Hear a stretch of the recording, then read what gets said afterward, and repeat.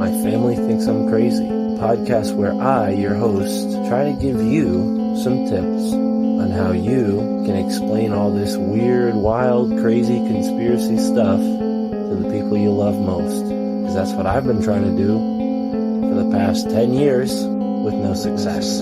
I've been telling everybody that our government is shady, but every time I do, my family thinks I'm crazy.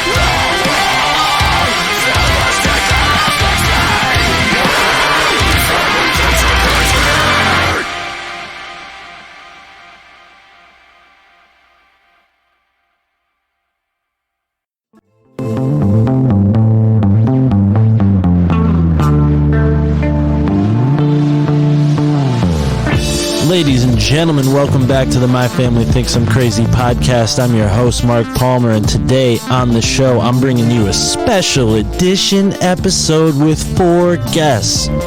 I spoke to 3 old friends, relatively new friends in the scheme of life. I've become friends with them since starting this podcast last year. Exactly a year to the day was when the first episode of My Family Thinks I'm Crazy was released. So I hope you enjoy this super cool episode with 3 new friends and an even newer friend. You've heard him in the new intro song. He is Shane Newsome. He sent me that really wicked intro song, and I thought, how could I not have him on the show? This guy's a G. So enjoy these series of conversations. I talked to Ryan Dean from the Dangerous World podcast. I talked to Ron from New England from the Wicked Planet podcast. And then I talked to Yogi Zorananda from the Renegade Yogi Podcast Experience. And then, of course, Shane from the I Knew Some But Didn't Know It All podcast. All right, folks. You know where to keep the party going and flowing on patreon.com, where we have some really new content, bonus content. That's right. I'm finding stuff every day on the internet, deep in the internet archives, and I'm releasing it on the Patreon with commentary. That's right. And we got the scene, the synchro-mystic exploration of the ever-expanding now, coming out each month. So join us on the Patreon. $3, $2. If you pay $33 and you stick with us for a year, you get a bunch of merch thanks to Patreon. But we got new stuff coming out. Stick with us, folks. All right. Peace.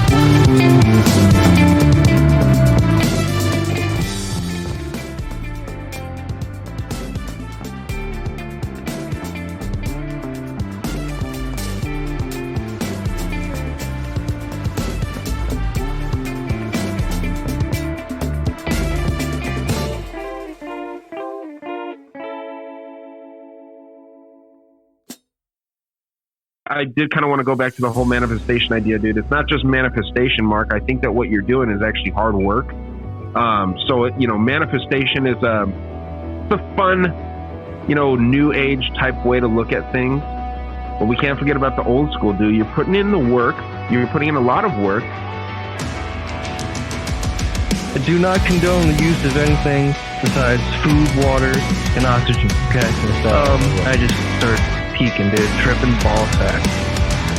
I become like, I'm riding on a beach, I'm riding through a city, I'm riding through a jungle, I'm riding through the redwoods. Like, I was like everybody ever who's ever rode a motorcycle.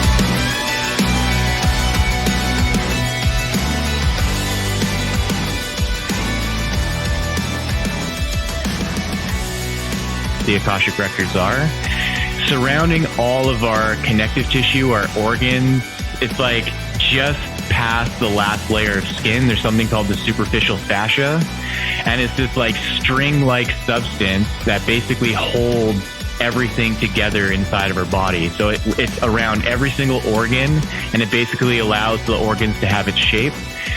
And there's this really neat video on YouTube of this fellow for the first time using like the surgical microscope to look at the strings of the fascia. And what he sees and discovers is that there are these like little water droplets that are being carried around on this like web-like fascia structure. And so this is the structure within us that water uses to actually transport itself all over the body, right? And so the realization that I have is that you have this fascia around your heart, and that there's this water, this network and web of water that is literally around your heart. Your heart is generating electromagnetic field of energy.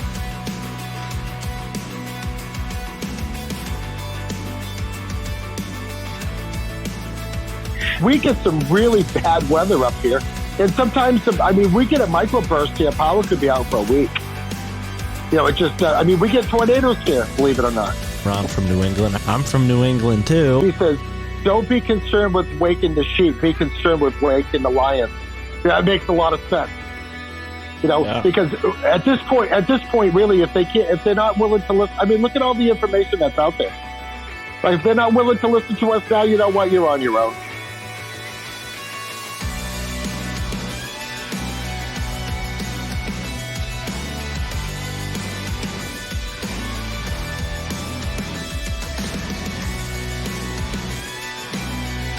The first episode I ever released before we met was October 5th.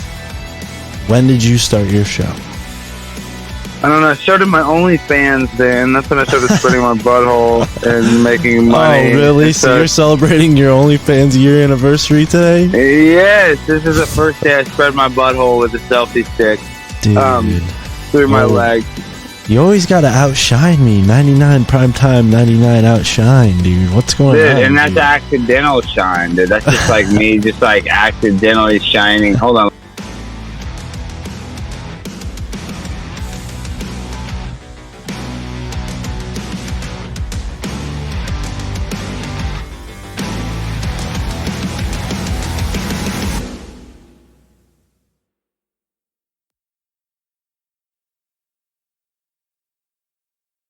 Hello, what is up? What is up?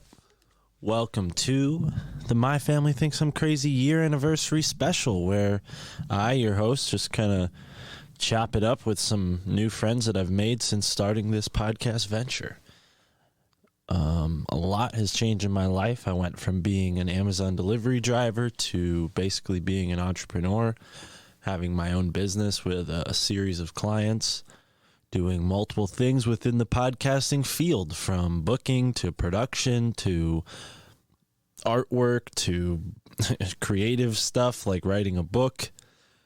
A lot is in store and a lot is on my plate. So I've been very busy, but I've mostly been busy with my podcast because I really wanted to take my podcast to the next level. And something that a huge inspiration for me, Alex Sakaris from the Skeptico podcast, told me to do is, the best way to learn about how to have the best podcast is by trying everything out yourself. And this wasn't, some sort of like self-interest. This is out of the interest of creating this Alt Media United cooperative that I've started. I don't talk much about it on the podcast. I have talked about it more probably on other podcasts, but the intention behind that is to gather up as many independent podcasters as we can into one united front, so to speak, and have each other's back. And that's it, without any obligations, without any commitments. Just, hey, we're all on one website. We promote each other. We network with each other. And we keep each other in the loop with any innovations or, like with Rockfin. Everybody jumped on the Rockfin boat. Floats coming out. Maybe people are going to jump on the float boat.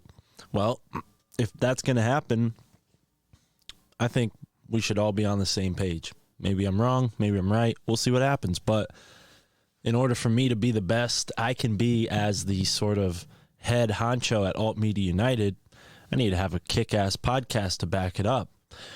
And that's, something that initially, when I was just an Amazon driver listening to podcasts, would motivate me. And I would get emotional about it. I'd be sitting in my van thinking to myself, like, I could do this, you know, and certain shows would really move me. And I would feel like, yeah, I need to be a part of this cause, spread this message, spread this truth. This is who I am and what I'm here to do on this earth. So the fact that so many people have reached out saying they love the show and they vibe with the show means so much to me, because I felt it. I felt it ahead of time. I said, you know what? This is where I need to be. This is where my tribe is. And I'm finding you guys. And if you want to get in touch, join the Telegram. We just made a Telegram, folks. It's free. Join in there. Be in the My Family Thinks I'm Crazy Telegram. The link will be in the description. And yeah, we have a Patreon. We have a private Telegram for the patrons. That's going to be some cool stuff. I'm going to be putting content there that you can't get anywhere else, as well as the Patreon. We're doing all kinds of stuff. I mean, I'm looking at some of these Terrence McKenna talks that are all over YouTube. I'm thinking about listening to them myself and doing some commentary and not limiting it to Terrence McKenna. I'm going to look for more stuff and create a sort of university within the Patreon to help you guys understand where I'm coming from and where my sources are and what I'm learning from. The books, book reports, we're doing that too. I'm going to find some really interesting books and do almost like a Mysterious Universe style breakdown on certain books that I find interesting. So yeah, a lot in store for year 2 of the My Family Thinks I'm Crazy podcast, folks. Thank you so much for listening and tuning in, and enjoy. We have 4 conversations today. Actually, we have 5. That's right. You heard in the musical intro that we had 4. Well, Alex Stein, host of the Conspiracy Castle, will be joining me as well for today's episode. So look forward to that at the end or the middle, or however I'm going to order this. I don't know. But there are 5 interviews for today's episode, coming out a little late, but technically it will be on our anniversary. I'll make sure it's out in the next 3 hours. It's 9:05 p.m. Eastern Time on October 5th, 2021. Right now, exactly a year ago, we put out the first brick in the road, where Matt Justice, my buddy, my best friend, broke down JFK. So go back and listen to that. We've had so many super awesome guests on the show in the past year. Chris Bennett stands out as one of my favorites just because I have all of his books now, or most of his books. David Matheson, another favorite. So many great people we've had on the show. I really don't want to play favorites because everybody who's been on the show is my favorite. Matt McCusker, I love that podcast, Matt and Shane Secret Podcast. If you guys don't know that I've had Matt McCusker on the podcast, I'm personally really proud of that. Brian Holtzman, another, I think, you guys come to this show for the conspiracy, but that's only a little portion of what I'm interested in. I'm interested in conspiracies. I love conspiracies. It's a big part of who I am and what I research, but I like to talk to strange people who are strange for other reasons than just that. So be on the lookout for more content like that, and go back into the archives and check out some episodes you might not have heard before. Back in the day, we had some really cool conversations. We had the first 3. One was with my friend Matt. Then we had Mikey. Then we had the first Swapcast I ever did with Rick from the Tin Biscuit podcast over in Ireland. And then episode 4, we had David Matheson on. Episode 5 was Lindsay Foreman, Spirit Junkie from Instagram. And then episode 6 was... wow, look at that. I think episode 6 was Lindsay, and Sean Beaupre was episode 5, and episode 7 was Alex Sakaris, and then episode 8 was My Maria 777, and then episode 9 was the Dangerous World Podcast Swapcast. Look at that. I'm all over the place, folks. Either way, go back in the archives. We got so many good episodes that we've done, and more to come. Thank you for being with us. Happy year anniversary to me, and a happy 27th birthday in 6 days. Sign up for the Patreon and wish me happy birthday. Or why not show us some love on PayPal on October 11th? I don't know. Show me some support. I got to pay back my friend Adam for this mixer. I got to get the website back from Jay. We got a lot of things that are going on behind the scenes here, folks. I could use some help. So sign up on the Patreon. Show us some love. And it's not for nothing. You get 50 plus bonus episodes and so much more content. I'm going to start archiving cool information there because we don't know how long it's going to last on YouTube. So I might as well download some of it, convert it to MP3, so you knuckleheads out there can listen while you're delivering packages and maybe rise above it like I did. Get yourself out of the matrix. That's what Scene is for. Another reason to sign up on the Patreon.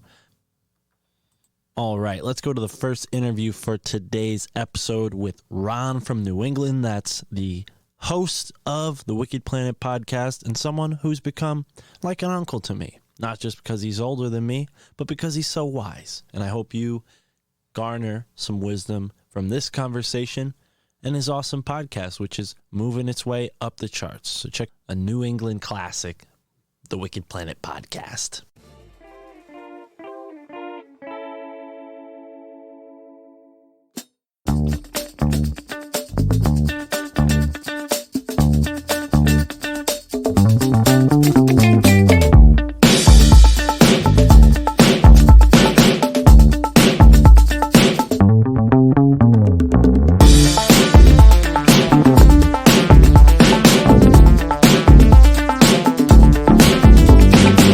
Broadcasting live from my living room.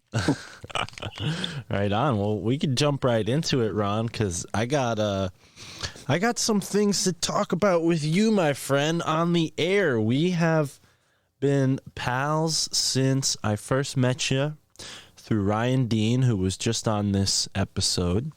We spoke last night, as you know. And I'm really grateful because, you know, at first Ryan's like, hey, there's this guy, Ron from New England, you ought to meet him. I'm like, okay, I'm from New England too. You know, who is this guy? And then next thing I know, I'm pitching a tent, catching garden snakes near your tomato garden up there in New Hampshire. You weren't even home.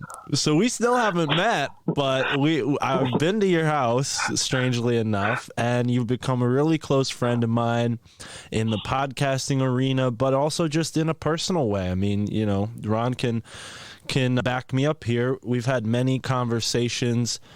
You know, I think last time you were on the show, I told folks that you're somewhat of a mentor, and that's still true. And I don't call you as much because thanks to all the great advice you gave me a couple months ago, things are going pretty great, and I don't need as much advice as I did then. So, you know, for those who haven't known, this is Ron, guys. This is my buddy. This is like my Uncle Ron. I don't call him Ron from New England. I call him Uncle Ron. Yeah, that's okay if you don't need as much advice, but you know, if you do, you know where to get a hold of me, right? Right on. So yeah, you know, that was funny when you had told me that you were going to stop by the house and you asked if it was okay to pitch a tent, and I'm like, yeah, that's okay. I'm not home, but go ahead. I'll let the kid know to let you in. So yeah, I thought that was pretty funny, but yeah, it just goes to prove how comfortable I was with you doing that. You know what I mean? Well, and I think that's like one of the cool things about getting into this podcasting thing, and folks who are listening to this just heard Ryan say it. You know, he's like, I have more friends now all over the country than I do in my own hometown, you know, that I talk to on a weekly basis. So, and I kind of feel the same way, especially, you know, with us all being New Englanders, yourself, myself, Ricky Varandas, Andy Rouse, Jay Henahan, you know, I'm getting all these connections with folks that are within an hour, 2 hour drive from me. It's pretty stellar. Yeah, and our buddy Matt T, he's in New England too. Right. So yeah, there's getting to be quite a little circle of us that are, you know, within probably, I mean, you're probably a couple hours from me, but that's, I mean, people hear New England, and I don't think they understand just how big New England is. But it's everything north of New York, right? But, you know, I agree with Ryan 100% with you on that, because we have met so many cool people, you know, and we've said this before, that if COVID never happened, like we wouldn't be Like we wouldn't know each other like at all. Not only that, but we wouldn't be doing what we're doing. Now, all of us have our own shows. We all doing pretty well, which I just wanted to take a moment and congratulate you on your 100,000 download mark. That's amazing. Thank you, man. Yeah, we're at 105 now. Yeah, that's awesome. And it's your year anniversary, right? You've been doing it for a year. Mm-hmm. So that's great. I mean, that's really good. And the shows are really good too. You know, that's what I like. I mean, you can blow out a million shows, but if they suck, they suck, right? So I think that, you know, your content's been really, really interesting. And then I did listen to the show. I was surprised that it was out that fast on Ryan's Patreon. That on the show on alchemy and stuff. Very interesting. Oh yeah. You know, Tara and I, she's always encouraging me, kind of like listening in. And last night after I was done talking with Ryan, she was like, wow, you really know your stuff. And I'm like, because it's just like, you know, she's always very supportive, but whatever it was that Ryan brought out of me last night, I feel like I was particularly on the ball, and alchemy is something I've been thinking about a lot lately. So I was really stoked when he hit me up and said, hey, I want you to talk for 15 minutes on alchemy. We ended up talking for like 30 minutes and then another 30 minutes for this show. But I think moving forward, anytime Ryan reaches out to me to do like a quick 15, 30-minute segment, I'm just going to like turn it around on him afterwards and be like, all right, now you're doing a 15, 30-minute segment on my show. Because I think it like in that mutually beneficial way, like we could all, you know, like I like the way it flowed last night, you know, like he hosted me the first half hour and then I hosted the second half hour. And it just, I think that moving forward, that's going to be more of a part of the formula here on the My Family Thinks I'm Crazy podcast, having more than one guest per episode. Yeah, you know what? I really like that format. And of course, being on with Ryan is real easy because it's just like, you know, you and me when we get together, well, like we are now. We just converse like we do when we're just on the phone, right? Because, you know, people probably don't know that. I mean, we're on the phone with each other like all the time. You know what I mean? So I know you've been pretty busy lately. So I mean, I understand, you know how busy you are and things like that. Ryan's really busy too. That's why I'll text you guys and I'll always text, hey, you around? And that means, are you busy? You're not busy? What are you doing? No. And, but yeah, so that's cool. Yeah. Being on Dangerous World's real, like it just flows really good. I mean, I've had a lot of appearances on the Dangerous World, and I'm sure I'll have more going forward. But yeah, but that's cool. Really good show last night. Thank you. Yeah, I'm wondering, you know, you bring up Ryan, and I, like you said, I was just talking to him, and one of the things that we mentioned is how parallel him and I are. You know, he's all the way over there in Arizona, but we were both delivery drivers, both kind of started our podcast with a friend, in his case, his cousin, and then over the course of however many episodes, now we're doing it solo. And it was cool to connect with him on that level. But I just wonder, you know, from your perspective, when you were my age or Ryan's age, like, was this type of thing possible for someone to go out and like be entrepreneurial in this way? Like, do you think it was easier to do something, not obviously not podcasting, but like, let's say you wanted to start a band or you wanted to become an artist? I mean, that's very similar to what we've done with starting our podcast. Do you think it got easier as time went on to be sort of an entrepreneur, or is it harder now than it was when you were younger?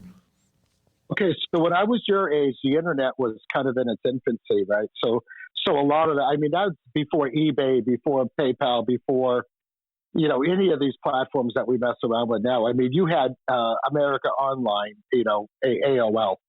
I mean, that's basically, they were the big player. And I mean, it was nothing. You just got on it and chatted with friends or tried to hook up with new girlfriends. Worked really good for that. But when I was in my 30s, you could be entrepreneurial just in a different way. There was a whole lot less like restrictive laws as far as getting into business and things like that. But you got to remember, you guys are like 30. What, are you 30 yet? I'll be 27 in 7 days, in a week from today. Okay. okay, so I know Ryan, I believe, is 30 or 31. Same thing with our buddy Andy. So you got to remember that's a half a lifetime ago for me, because I'm the old guy on the block. I'm the old guy that sits in the rocking chair, and all you kids come up and ask me questions when you have questions. But so when I was your age, I was doing some pretty crazy stuff, actually. You know, when you want to talk about being entrepreneurial. Yeah, you were doing some entrepreneurial work. I don't know if it fell within the normal lines of what people would consider an entrepreneur, but maybe if you want to... Well, as New England goes, it was considered entrepreneurial.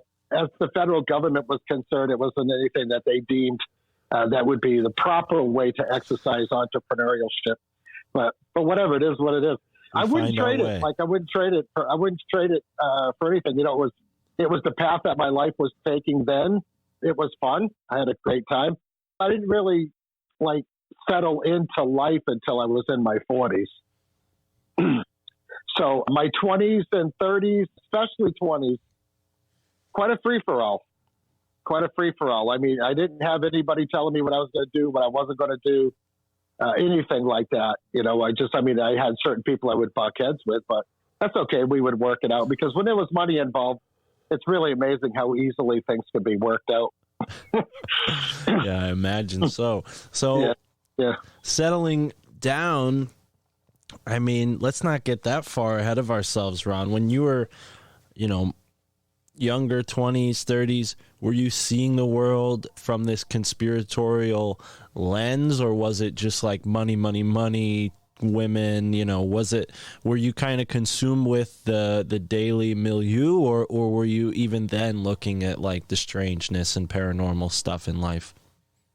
Well, it's kind of funny because the mindset was totally different back then.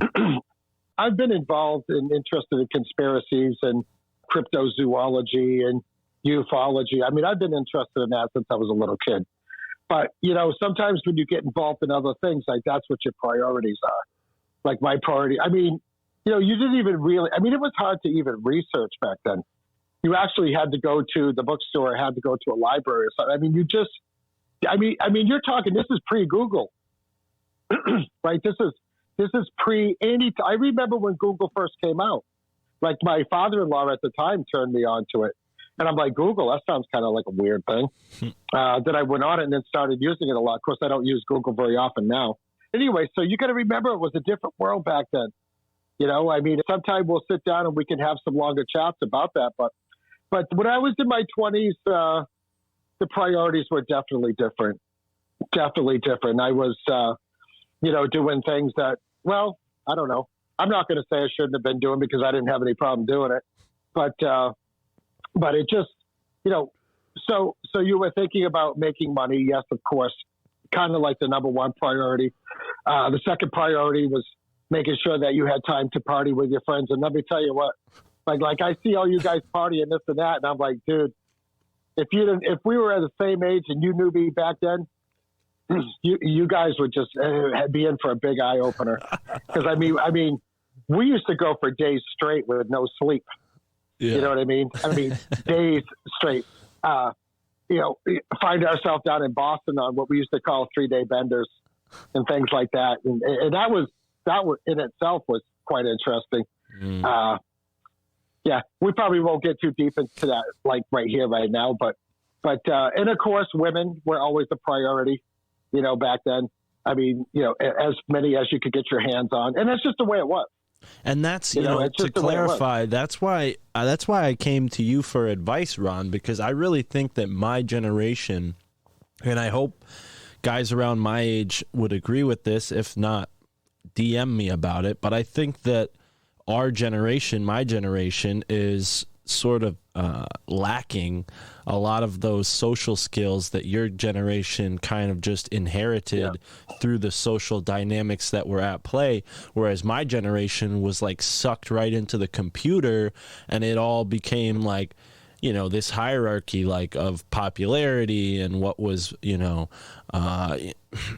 what was trending and this sort of thing. I feel like that psychology of what happened in the past 20 years it really affects us, but you can still go back to the time like yourself with this pre-technology ubiquitousness and find a realer version of what that looks like. At least that's a poor way of describing how I felt.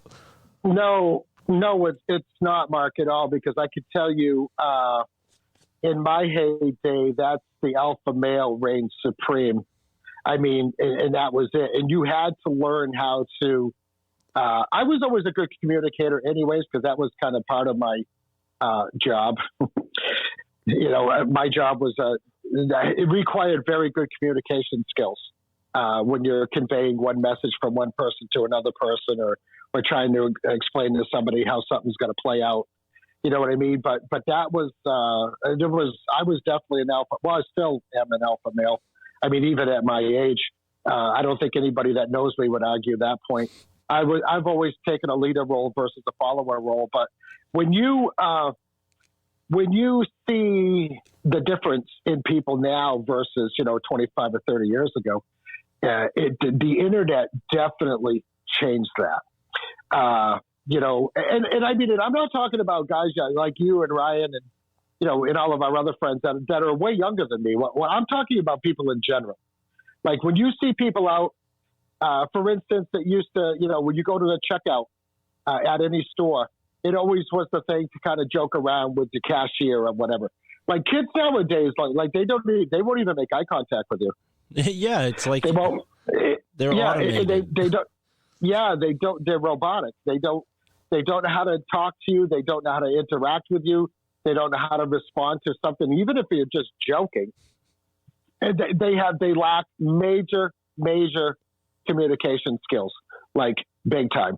And the only way that you can learn communication skills is from somebody like me that can probably teach you that, or have somebody like maybe an older brother or your dad that's going to take time to say, listen, why you, I mean, you're not telling me 2 words or you don't even come and talk to me in the house, but you'll sit in your room and fucking text me. I mean, what is that? Get your ass down here and talk to me face to face. Right. I even do that with my niece who I have custody of. She'll be up in her room and she'll send me pictures and this and that, or ask me a question. I text her back, hey, come down and talk to me in person. I ain't doing this. I'm going to teach you how to do that. She's, trying to teach her communication skills. But I don't know, obviously what they teach kids in school now is way different than how they taught us. I mean, they actually taught us things when I was in school. They taught us history. They taught us communications. They taught us literature. I mean, the books I used to read in school, like you can't even find those books now, right? Just to give you one example. And yeah, but communication is number one. Kids do not know how to communicate. And that's why you see, how they say, like, if you send me a text, like you can send somebody a text and they'll take it the wrong way. And it's like, what are you talking about? It was just a simple reply to your question. Well, it sounded, what do you mean? It didn't fucking sound like anything. It's a text. Yeah. It's words. Yeah. Yeah. I don't know. I guess it's hard to explain, but it's not hard to explain. Well, let's just say in my younger life, like, I would have to travel 2 or 3 hours just to have a 10-minute one-on-one conversation with somebody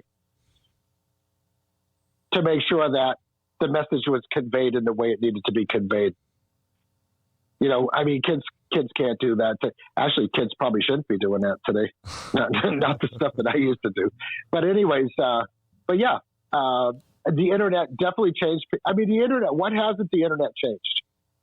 It's changed the way we get our entertainment. It's changed the way we do business. It's changed the way that we communicate with people. I mean, when was the last time you bought a stamp? I just dig them up in my grandma's house and like, oh, I found one. Perfect. Like whenever I need one, it's like a little like treasure hunt around one of her closets. That's why I always buy. Yeah. That's why you always want to buy forever stamps, because, you can use those forever, just like it says, right? But I don't know. I think I have an advantage over a lot of people in the podcasting world because I am a little older and I've experienced a lot. Like I'm in a generation that went from having what we call a rotary phone on a party line system. meaning you didn't have you had a dial tone, but you didn't have the beep pop pop pop pop like when you dial a number. Like we didn't have none of that. It was you had to stick your finger in a hole on the number, and you had to go down. And it had this little stopper, and you let off, and it would reel back, and you just did your numbers that way, right? And that was only if you picked up the phone and it wasn't somebody already using the phone, because there was no private phone. Right. It was called a party line, and you had to pay a lot more money to get a private phone. But I remember when I was a kid, picking up the phone to call one of my friends, and hold on one sec. Somebody was trying to call me, and there would be somebody talking on the other phone, which actually, when you were a little kid, that was your first introduction of being a little spy. Yeah. Because you could listen. Oh, really? What's going on over there? But like we had that. We had CB radio, Citizens Band Radio, which I used to play a lot with when I was a kid. And like everybody had a CB radio, just like everybody has a cell phone now. And so my friends that I went to school with, their folks would let us get on the CBs, and we would talk back and forth. I mean, we wouldn't talk about anything, basically. I mean, I just saw you in school all day. So it was just cool to do that, right? But, I mean, that's what we grew up in. We didn't have computers. Like, I remember I was probably in my 20s when I got my first computer. And that was an Apple, actually, Macintosh. But now, yeah, it's just now I'm sure everything has changed. I'm sure you see people in your generation who have changed a lot since maybe adopting. Like Facebook seems to be popular with your age group. No offense, Ron, but my grandparents are on Facebook, and that was a reason why I got off, because I was like, oh, my Mimi's on here. I don't need to be on here anymore. Yeah, yeah. I've been on Facebook almost from the beginning, and I don't do a lot on Facebook, because of just what you said. There's so many people that know me on Facebook. I mean, I probably got 1,000 friends on Facebook. You know what I mean? But including my mother-in-law, my mother, all of her cousins, yep. All the people that helped raise me. All my relatives, just like hundreds and hundreds and hundreds of people. And I'm like, I don't do anything about my podcast on Facebook. Only because I just don't want to have to sit and explain it to anybody. I just don't. Yeah, we've talked about this. I have the same feeling, and I used to be really wild on Facebook, like in 2009, 10, 11, 12, 13, 14. I would just get on Facebook and just flame throw. Like, I would just go like, boom, boom, lighting off like huge truth bombs on the Facebook. And eventually it just gave me this reputation amongst people like, oh, he's crazy. Like, look at his Facebook. He's talking about, corrupt president, lizard people, this and that, false flag, this and that, UFO here and there. So I definitely, wasn't very covert about my ideology or my beliefs on Facebook. And yeah, that taught me a lesson, but it also pushed me where I'm at now. I don't know. I always felt like social media wasn't my thing, but it was like a must-have for my generation. Like, if I didn't have social media, I wouldn't have had any chance with the girls I dated, probably. I mean, who knows? Maybe I'm wrong about that. But it seemed like that was pretty key to making friends and acquaintances and girlfriends, is this whole dynamic. And that's why when, you and I spoke, I wanted to get that more old school, human, realistic stuff instead of like what you can find if you look up relationship advice online. It's all like, text your way to success with any woman in 3 steps, and then it's like some bullshit give her a one-liner, and then so it sounds corny now for me to talk about this, and I hope this isn't like too full of myself. I hope people can hear this and maybe it helps them look at their life a little differently. But yeah, I was a complete schmuck, and thanks to Ron over here, he kind of set me in a better direction than maybe I was heading in without his advice. So maybe that was a long way of making that point. But I want to ask you, man. I mean, you started the Wicked Planet podcast after being a guest on a couple different shows. where's the show heading now? You have anything that's come up that's like super interesting that you know you're going to cover? Anything that any guests that you plan on having on the show? Yeah, I've got a lot of guests lined up. It's just like I had mentioned this before, like our show, it's just like any show, it has to evolve, right? So you have to get into more interesting subjects and things like that. And of course, COVID kind of messes with you because you got to do things on Zoom. And my co-host Buckley, he's not a big Zoom fan and things like that. I mean, I told him, it's no big deal because, I've been doing the Zoom thing ever since my first show on Dangerous World. So it's not, it's nothing for me to do a Zoom. I mean, we're doing Zoom right now, but yeah, we have some things coming this week. We're going to be, I'll just give people a little heads up. We're going to do a show on preparedness, different scenarios, which would put us into a situation where we'd want to be prepared. It's not going to be end times or, any of that bullshit like, prophecy or anything like that. I'm just going to say, look at something as simple as a power outage could cause you a problem for X, Y, and Z. And this is what you could do to prepare yourself for it. And listen, I'm not a pro at it, but living in New England, we get a lot of nor'easter snowstorms. Power goes out. We get hellacious thunderstorms. A lot of people probably don't know that, right? You do, because you get a bad storm and I get it a couple hours later, right? The same storm. So, I mean, we get some really bad weather up here. And sometimes, we get a microburst here. Power could be out for a week. We get tornadoes here, believe it or not. Oh, yeah. So we're going to do a little show about that. It's just going to be me and Buckley. Hopefully Kristen can make it in. And we're going to just talk about that for a little while. I want to try to concentrate on keeping the shows a little shorter. I know I like to keep my shows to 90 minutes, but it always ends up going 2 hours plus. But it's just like I say, if you're on a subject and you're on a roll, why stop, right? Like that. But that's something I wanted to bring up about what you had said before, Mark, is, when you were saying, when you were on Facebook, you were sending out a lot of truth bombs and this and that. You could actually do that back then. Right. Like there wasn't any censorship. There wasn't anything going on. They weren't going to stop you from doing that. The only repercussions you had is somebody getting on your case from your family going, oh, no, I think Mark's going crazy. Oh, yeah. People all the time would bite on that bait and get in the little arguments. And it really just isolated me to have the few really good friends that I have now, some of whom have been on the first 2 or 3 episodes of my podcast. Shout out to Mikey.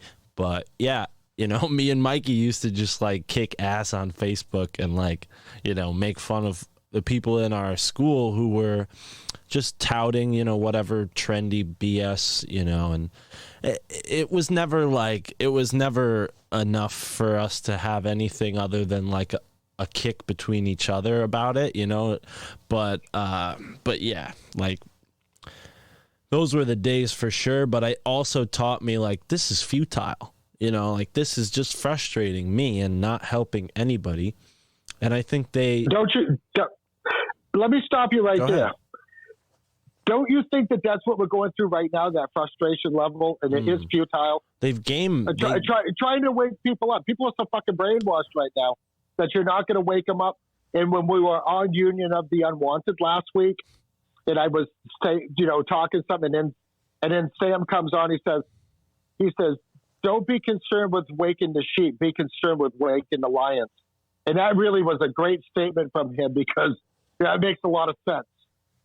Because at this point, really, if they're not willing to listen, I mean, look at all the information that's out there. Like, if they're not willing to listen to us now, you know what? You're on your own. Figure it out on your own. Yeah. Yeah, I agree. I think the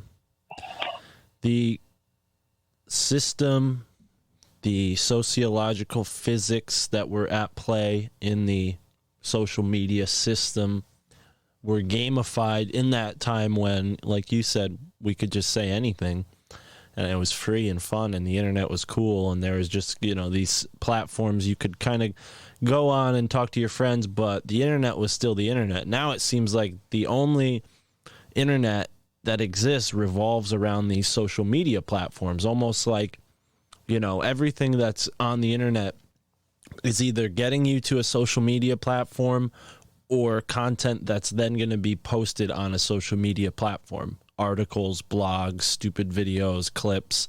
Yeah. And that's where the advertising money went. That's where the videos all went. And now you don't have cool websites that used to aggregate conspiracy videos and conspiracy knowledge, and these shady looking websites with 4 or 5 different colors that looked off, but like you could read it and get this feeling of like, whoa, somebody put a lot of time into this research and now they're putting it out there for free. I mean, I'm sure you ran across a couple of those things on the internet, Ron.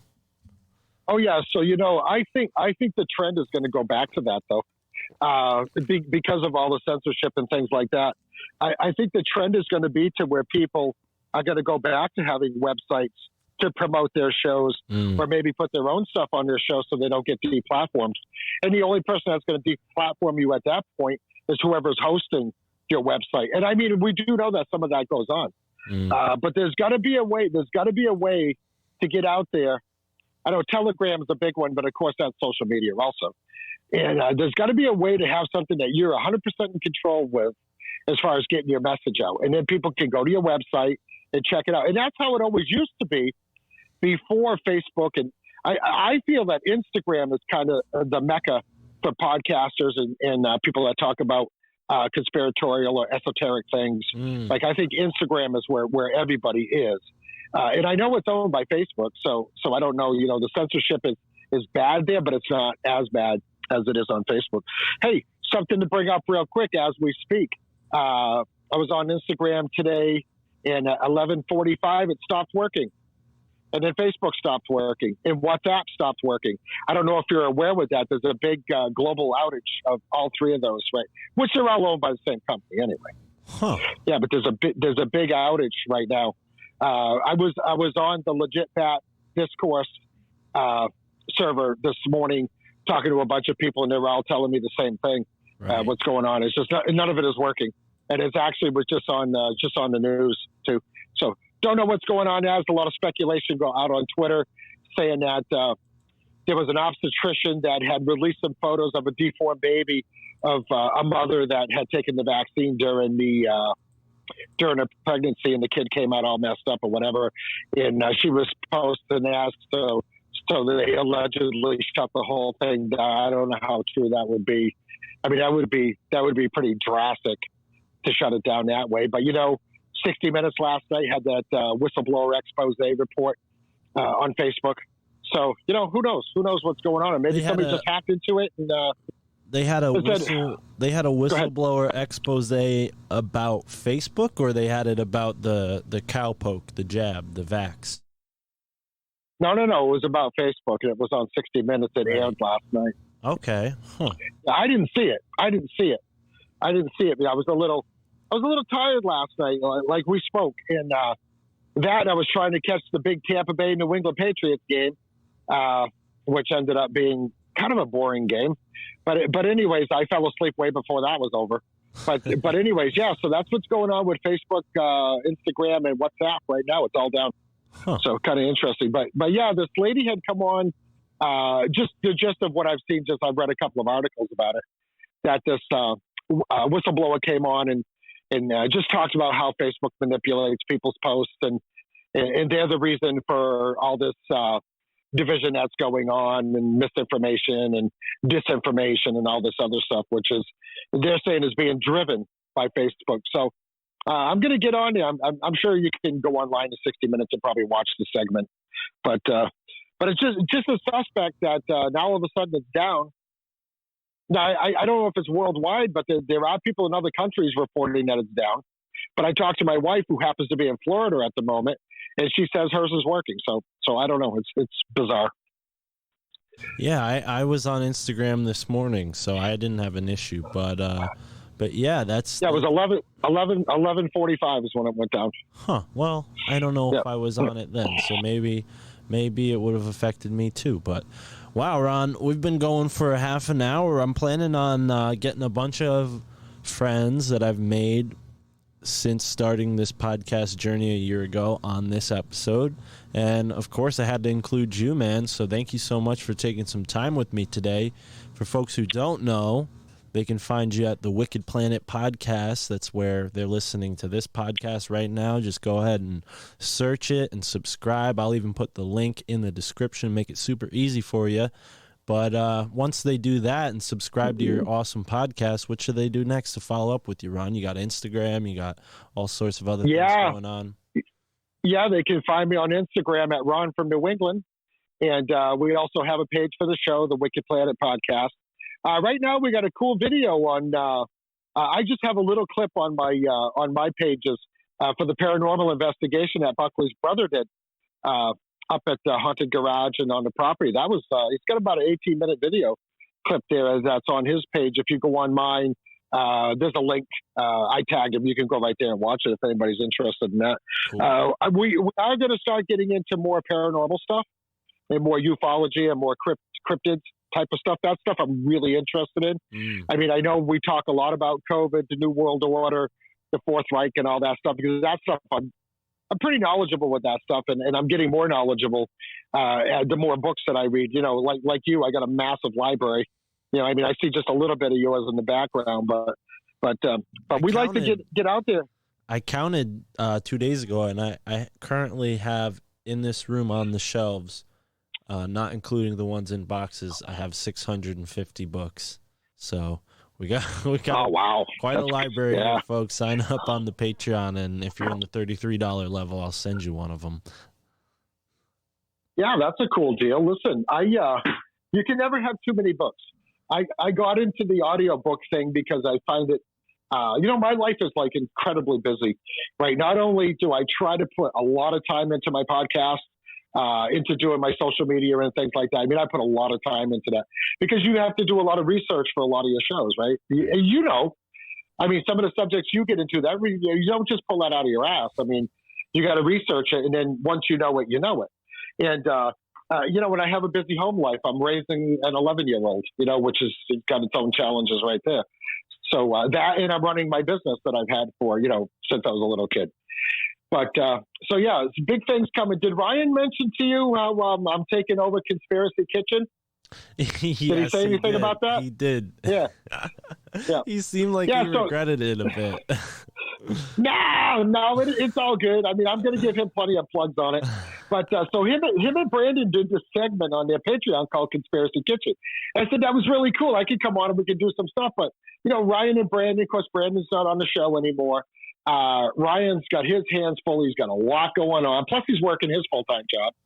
So the other day, I always was thinking that was a great concept, right? Something I would like to kind of run with. So I said, you know what? So I texted him yesterday. I said, "Are you up?" And he goes, "Yeah, man." So I said, "Hey, are you going to do anything with Conspiracy Kitchen? Because if not, I'd like to take it over because I have some really good ideas." He goes, "Yeah, dude, go for it." He goes, "I don't have time for it." So I thought that's cool. Obviously I'll make it worth his while. That's not a problem. But I got some, I cook like a lot. Like yesterday, I spent the whole day cooking. I cooked hot wings. I cooked ribs on the smoker. I made all kinds of food. Sunday's like the day, like I like to sit, just cook a bunch of food. And then, but I mean, a lot of people like I have one of the biggest barbecue pages on Facebook. It's not one of the biggest, but it's right up in the top 10 biggest barbecue pages on Facebook. So it is for people that build their own smoking machines. And because, in my business, I do a lot of welding and a lot of fabrication and things like that. So I'm going to do some videos of me making homemade smokers on Conspiracy Kitchen, and then how to get them ready to work and show people how to do things on the grill and how to do things on the smoker. That would be cool to make your own smoker if you had like an off-grid situation. I think that would be great. Well, that's it. I got a list of people. Hey, I've got this little smoker unit that I bought like 10 years ago, but it's all rusting out. And I said, well, bring it up. I'll fix it for you. So I get them all fixed up, and they're like, oh man, what would you charge me to build one of these?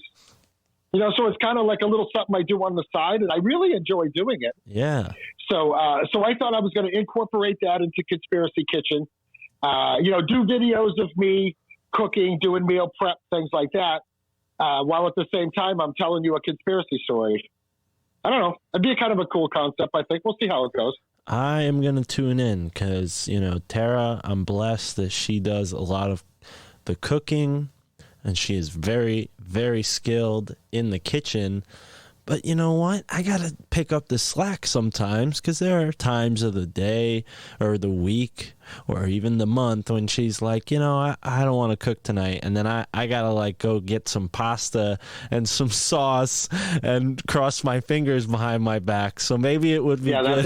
That's real tough. That's real tough. Maybe it'd be a good thing to tune into Conspiracy Kitchen with Ron from New England and learn some more tricks of the trade. Well, all right, Ron, I got to run. I know you're a busy guy, as mentioned. So, folks, support Ron. He's got a lot of things going on the Wicked Planet podcast and Instagram. He's always on there. Ron, thank you so much. I appreciate it, brother. And yeah, let's go on to the next friend from the podcast universe. It's been a year, folks. On to many more. All right. Yeah, nice. I'll be hitting a year in March, so looking forward to that. Right. Hey, Mark, thanks for having me on. I do got to get back to work, though. I still got a few more hours, and then I got to make sure I get the kid off the bus on time. She gets a little upset if I'm not there. All right, Ron. I'll talk to you later. Okay. All right, Mark, thanks. Yeah.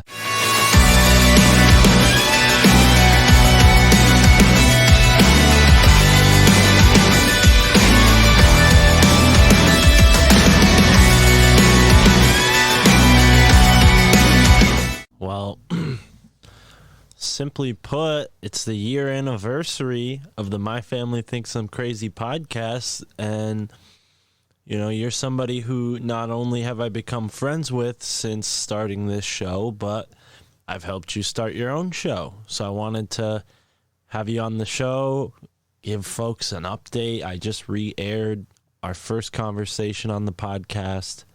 I tried to do it in conjunction with the Union of the Unwanted, but the file was too big and there was some errors, so I just went in and took that part off. But we were also on the Union of the Unwanted together. So folks who aren't familiar, Zorananda Clamochila, how are you, my friend? I'm doing great, man. Congratulations. It's been just a trip to see how much your show has grown and the guests that you've had. And yeah, I actually got obsessed with it. At work, I would just be going back and forth from listening between your podcast and Sam's. And, there'd be days where I would save up a few episodes just so I can have back-to-back episodes to listen to while I'm working.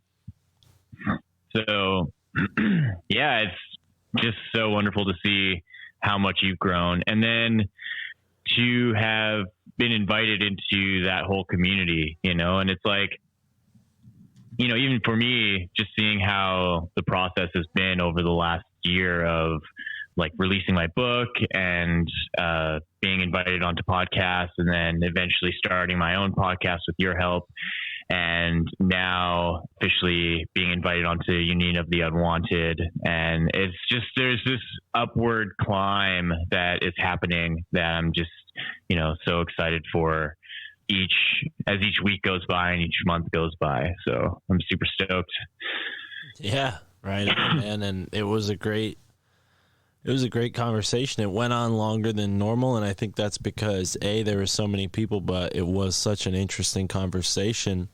I'm glad it went on as long as it did. And for people who didn't stick around till the end, you really missed out because, Yogi, you kicked a whole lot of asses, Sam would like to say, with that mantra. And it's sad that he jumped out early. He usually does that. But, yeah, that mantra was really cool. And I think it had just a really beautiful effect on the Union of the Unwanted's that episode, but the RSS feed in general, because I think one thing that this community in general is guilty of in some sense, and I'm guilty of it too, is going into this kind of black pill space, as it's been called. And I don't like that metaphor anyways. I don't think we need pills as our metaphor for a measurement of truth.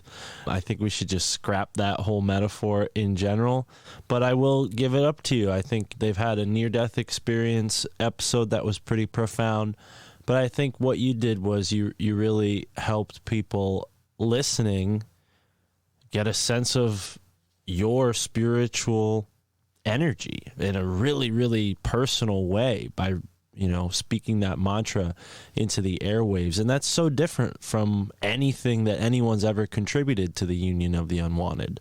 I just wanted to point that out because save, personal stories, it's a lot of commentary and opinion and research, but you really bared a piece of yourself there. So yeah, I think congrats, for being who you are and putting yourself in that place, because I see myself in you. Like, I was listening to Sam Tripoli show, and then I had like a random chance to be on his Patreon podcast, and I took that chance and kept it moving, and kept it going. And from my, what you've told me, you were listening to my show before you and I did a show together. And then, now we're doing stuff. So it is a little parallel, but it's also like super inspiring to see you find your place, your niche in this realm. And I think more folks should check your show out because it is so unique. It's, to kind of use Chance's analogy, I've been vibing off of Chance from Interverse. He dropped all these different little phrases that I've been using, and clear pills is what he kind of called it. And that's what your show is all about. Clarity, getting to the truth about what yoga is and isn't, right? So yeah, thank you, first of all, for everything you said about that mantra. I think what part of my intention is around that is how to normalize and demystify the use of it, and why I also did the translation of it, right? So it's really easy to hear something in another language and you have no context for it, and you can kind of dismiss it because you just have no meaning for it, right? Like it just goes in one ear and out the other. So to then have the translation of it that was provided by my teacher gives a context for how special and how meaningful it can be and how powerful it can be as well too. Or a mantra that is hundreds, if not thousands of years old, right? So this is something that has been chanted by sadhus and mystics for ages, right? So there's a deep-seated power within it that we can tap into as long as we hold that reverence. So when it comes to my podcast, I really like to focus in on my guests and their life. And I really like to ask questions that maybe they've never been asked before, or just really gets them to explain their life and how yoga fits into it, so that my listeners can get a sense of just the people that I have in my life. Because for the most part right now, in the first 20 episodes, the conversations I'm having with are just friends that I have in my life that are either yoga teachers or musicians. And then there's a few kind of new people that I've met through Instagram who've reached out to me about being on the podcast. So what I like to do is interweave yoga into the narrative to get a sense of how it's an additive to life, and that there are fundamental philosophies and morals and practices that don't really have to pertain to the physical part of it, that go into the historical tradition of the stories and the philosophies and the psychology of what it means to be a human being that is endeavoring towards a kind of spirituality, right? So for me as a practitioner, I've taken up the mantle of trying to uncover all of it. So really trying to dive into the depths of all the yogas, and so that I can get an understanding of it. So when people ask me, well, what can I do? I can display to them, well, there's a plethora of practice that you can choose from. You don't have to go into a yoga studio and practice like hot yoga or vinyasa and that stuff. If you really love music, there's bhakti yoga and there's kirtan and bhajan, right? So kirtan and bhajan is like group sing along, kind of like devotional singing.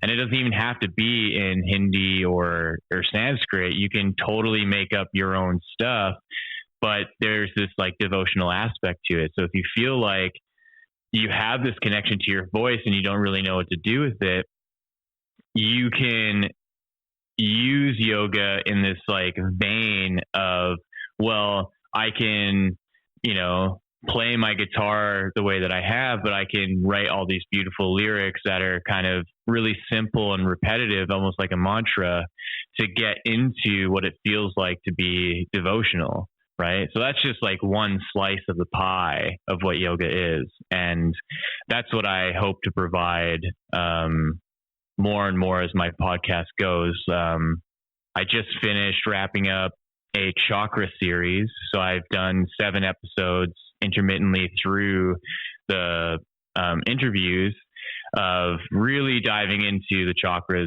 spending an hour on each video. So what I look forward to is, the next topics of like the koshas and the pranavayus and Ashtanga yoga and things that people don't really get into, because in the world of yoga, the chakras kind of blanket everything in the energetics, right? But then there are also the koshas and the pranavayus that are really important too. So I'm really looking forward to getting into that kind of stuff as well. Yeah, it sounds like you got to get like the chakras out of the way first, maybe like a prerequisite. And I love that. I thought that was a brilliant idea, and I'm excited to dig into those. On the topic of music, though, when we first talked, we shared resonance in the fact that we both love underground rap.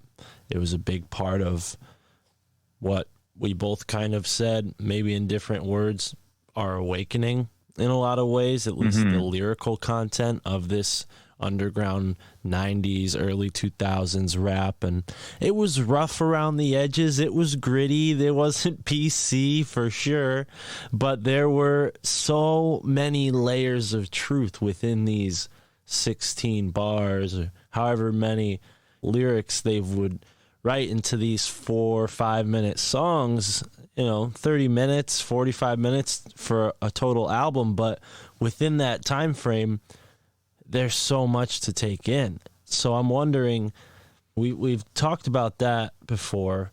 When it comes to the musical side of yoga, do you think that understanding that component of yoga has helped you understand maybe the components to that underground rap, or like what was actually going on there, and have a better understanding possibly of that you can elaborate for us on how music can awaken us? Yeah. So like kirtan and bhajan enters into the realm of sound healing.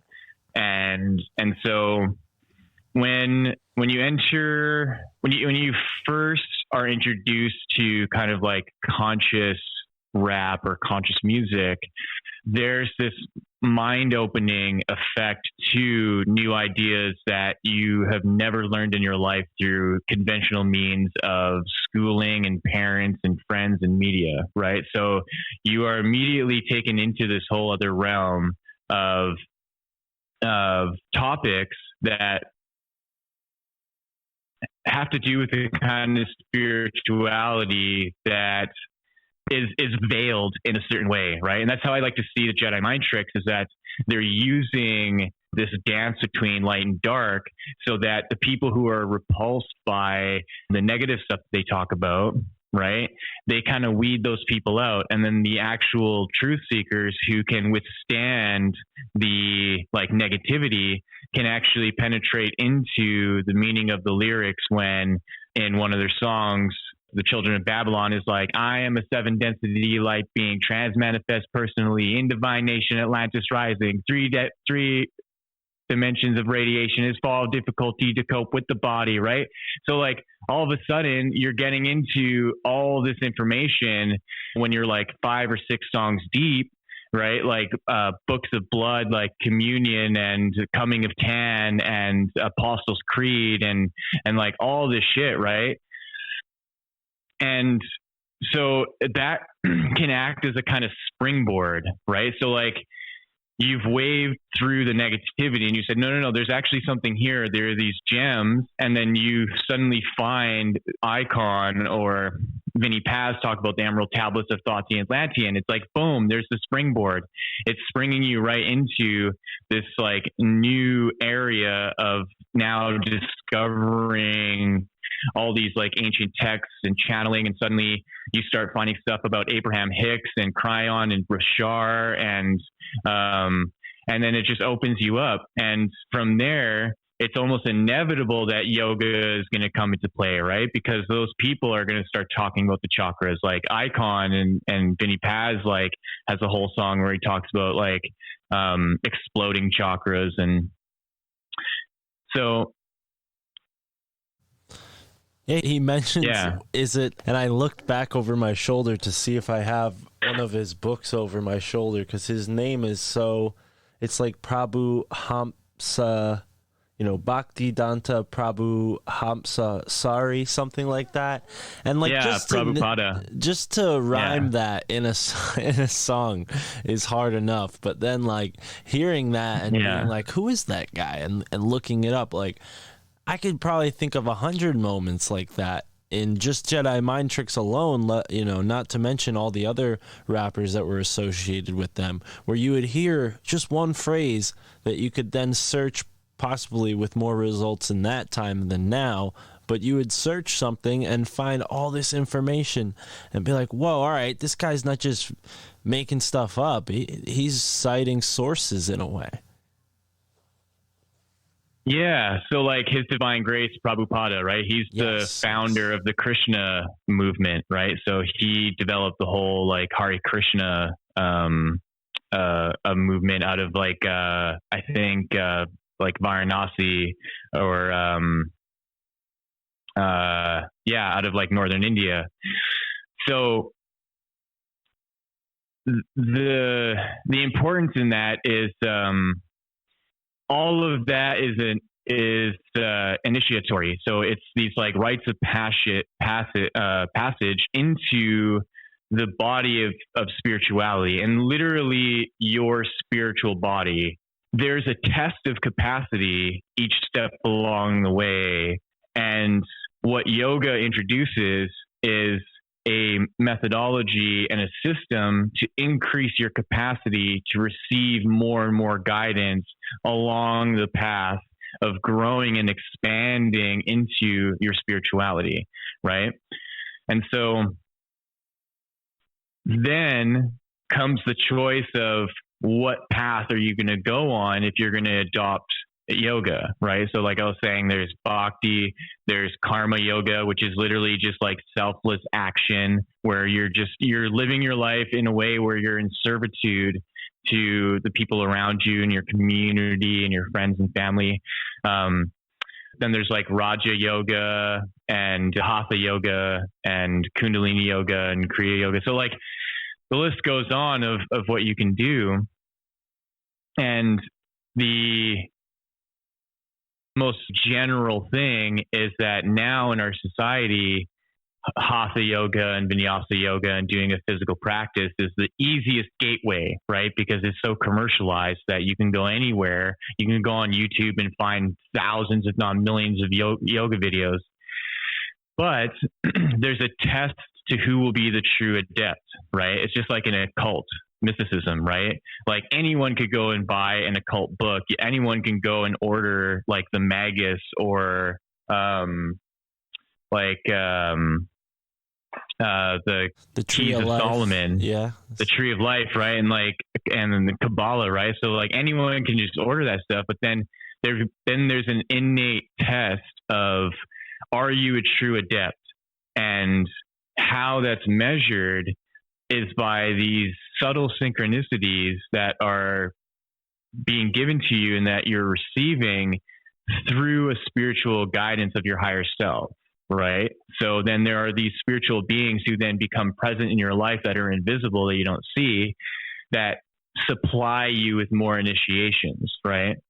And so then it's really your own job to be mindful of that and to be keen on observing it.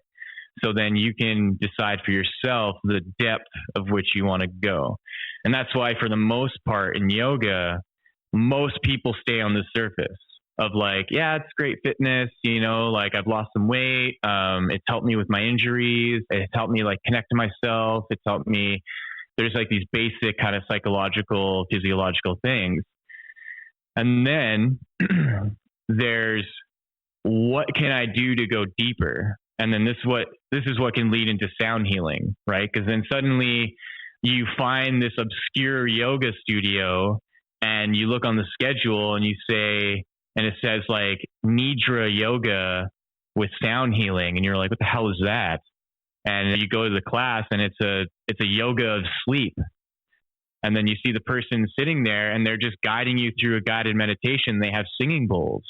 And then you just lay down in a comfortable position and you basically just fall asleep and you have like the craziest dream you've ever had. And you're just surrounded by all this sound and you're almost like taken out of your body and lifted out. And you have this phenomenal experience and you come back and you're like, what the hell was that? I need to do more of this. And then suddenly that was the next initiation. And then you start becoming adept to not only being able to be taken by the sounds, but then you can start to navigate how there's a healing process involved. And then it like dawns on you. You're like, oh my God, this is all about healing. Like this whole thing about spirituality is all about the evolutionary process of healing.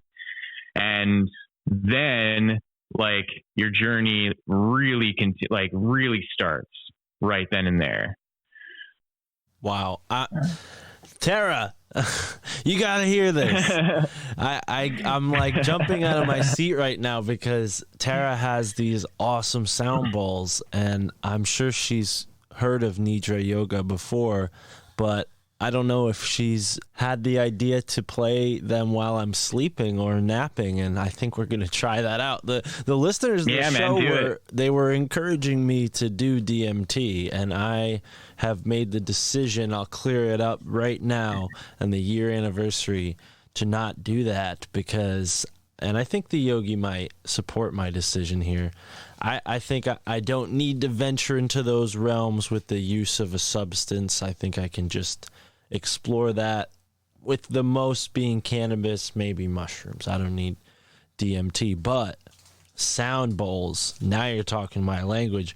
If I could go into a lucid dream state with these sound bowls, that's something else. We're definitely going to try that.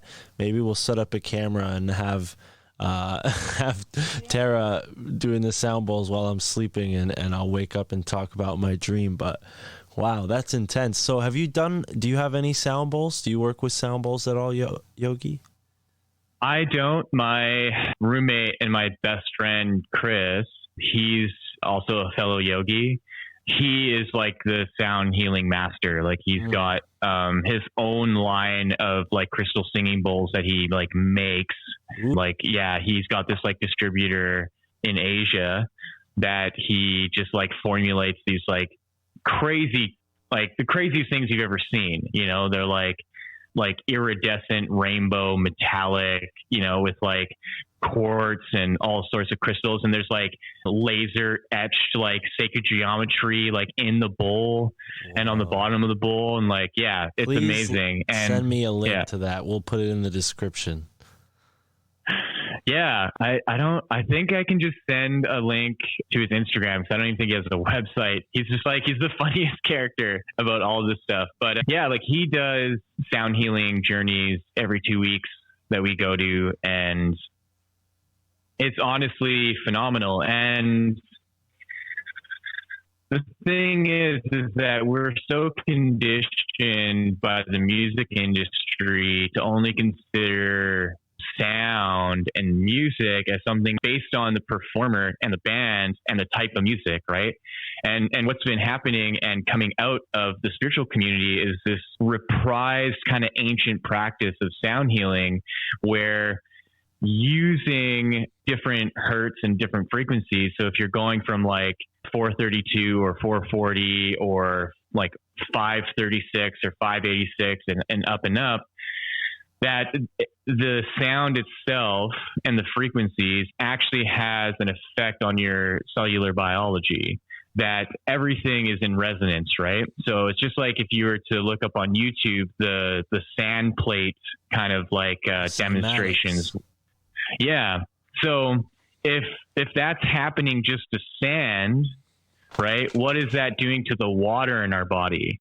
So this is where we want to actually place our focus and concentration, is that the water itself within our body is being tuned by the sounds that are around us, right? And then it's going to affect our whole physical system. And this is something that I actually wrote in my book, in understanding how to actually get into the Akashic records and what the Akashic records are. Surrounding all of our connective tissue, our organs, it's like just past the last layer of skin, there's something called the superficial fascia.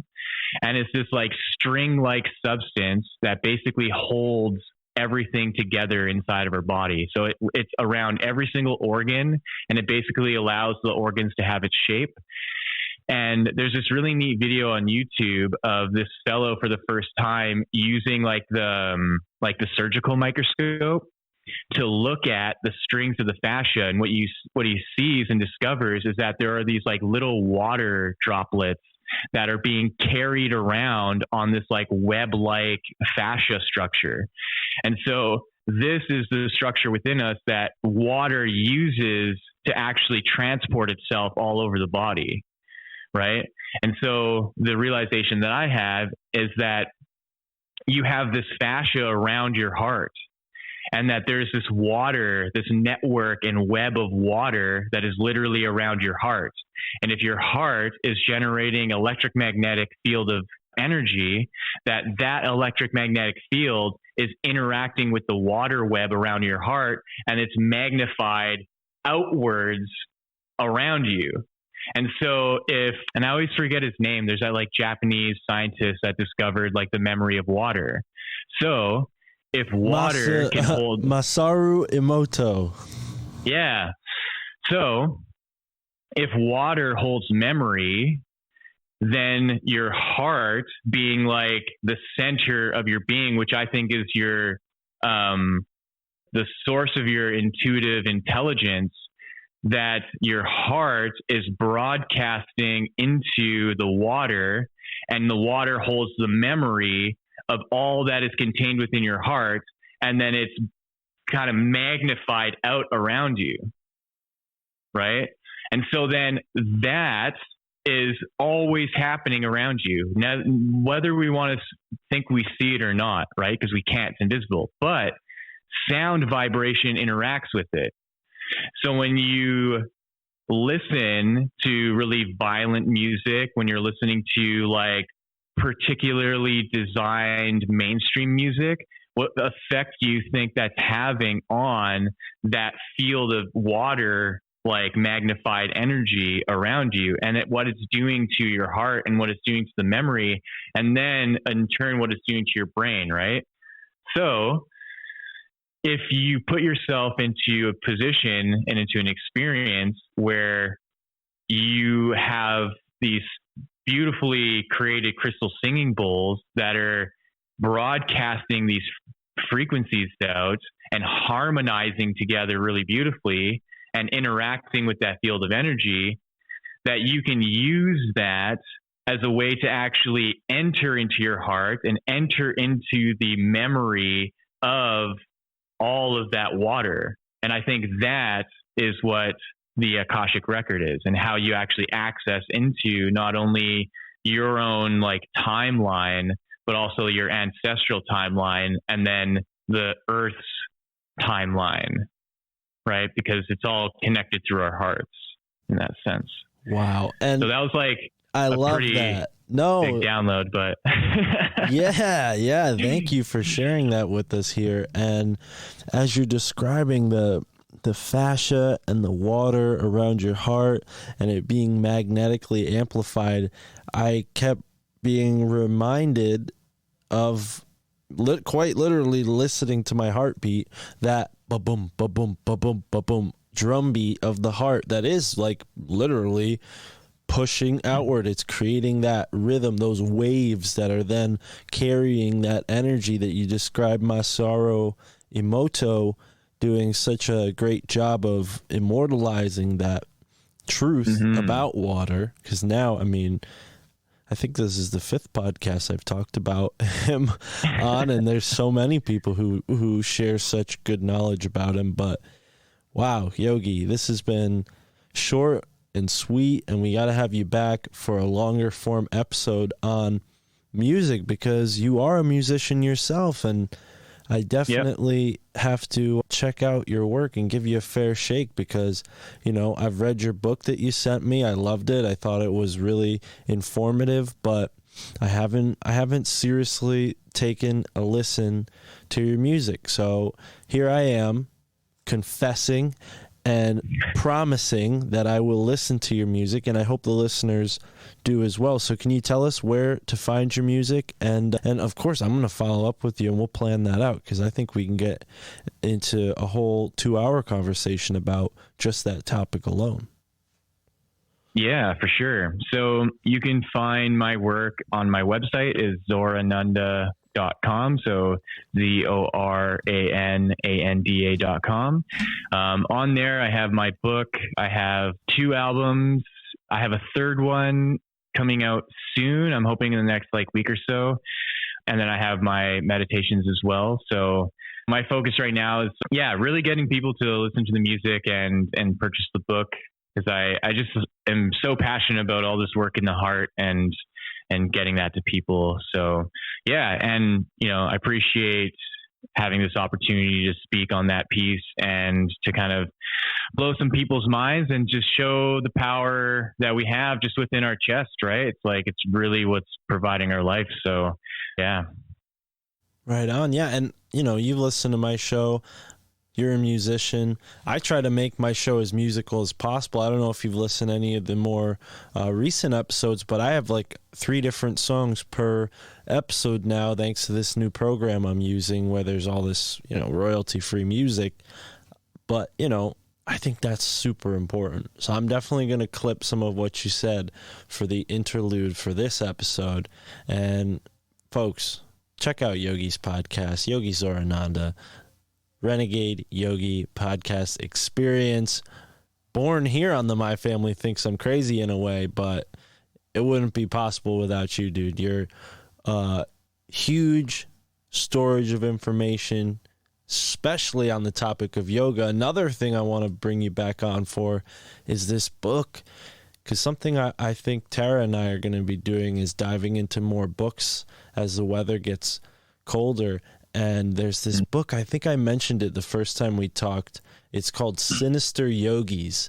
And I want to read it and then maybe share some of it with you. And then we can do an episode where we comment on it. But folks, thank you for tuning in to this special year anniversary episode of the My Family Thinks I'm Crazy podcast, where I reconnect with the friends that I have made over the past year, Yogi being one of those special friends. And yeah, brother, thank you so much, and we'll move on to the next segment now, folks. Thanks for listening.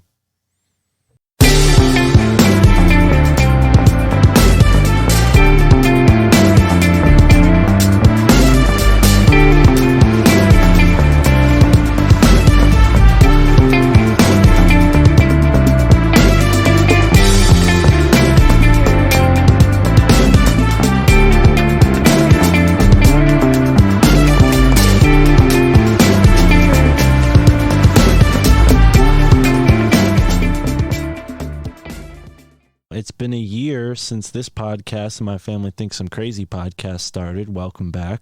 And yeah, man, you were a big part of my podcasting start, because Dangerous World podcast, one of the first shows that I was ever a guest on as a legitimate like guest with a subject, and it was cool to like prepare, and that was around the time that I got on Tinfoil, so it was helpful for you guys, and got you guys into that realm, and all of the cool people that you've introduced me to, even Ron from New England, who's gonna have a segment on this episode as well. I wouldn't have known him without your show. So dude, props to you. And for those who haven't heard you before on my show, would you tell us maybe like who you were before you got into podcasting, and like what opened you up to like, all right, I got to do this? Maybe remind us, because I know we probably talked about this back in episode 8 or 9 that we did together on this podcast here. Oh yeah, man. Well, dude, first of all, man, that's a very kind of you. I got a little emotional, honestly, because it's crazy to think, dude, like the small reach that you may feel like you have, when you hear numbers, like, this show has millions and millions of downloads, not my show, but like when you hear like a Rogan type show or a Tripoli type show, when you hear about the numbers and you see the reviews and the amounts that they get, you don't feel like you have as much of a significant voice, right? But it's not about like how many people you get out to. It's like who you get out to and who those people get out to. So that's what's really, really fascinating to me. And quite a few shows have started up after like I'm encouraging people to start their own podcast. And that's really cool, dude. And I just then when I got here, and I know that that's a stretch, but it's a goal that I'm working towards, man. So as far as who I was before I started the show, man, I don't know how much time we got, but there was just, I've had a crazy life, dude. I had brilliant, incredibly awesome parents that treated me like a child, but also like a sibling. So I mean, like just incredible relationship with my mother and my father. I've got a young sister who is, just kind of coming into womanhood. She's 17 right now. And it's really great to see just, how influence can kind of work differently with different people. But yeah, man, as far as before the podcast, I was just a normal dude. I still am. I consider myself just to be like an everyday person. I still have a day job. More people need to subscribe to my Patreon so I can get away from that. But I can't make anyone do anything. I know money's hard to come by these days. But yeah, man, just working all the time and trying to figure out life, dude. But in the meantime, when I'm not hating my life working my day job, I'm learning incredible information and talking with great people like yourself. Like you mentioned, Ron, Legit Bat, Joe, Jen, Ben, all those guys are great. And then, Brandon just left the show because he wanted to continue his indoctrination, or I guess he calls it education, right? But whatever we're going to call it. But yeah, man, it's just been an incredible journey, dude. And it's hopefully it's not even close to being over. Yeah, and we do got to include Brandon because he was a part of this, and shout out to him and his indoctrination. He's becoming a doctor, so maybe one day he'll indoctrinate others. That's great. Right? I know it's a vicious cycle, dude. And who knows, man? Do you ever think sometimes like we're wrong in doing this? Like, do you think that we're wrong to question the system? Like, I think about that every once in a while.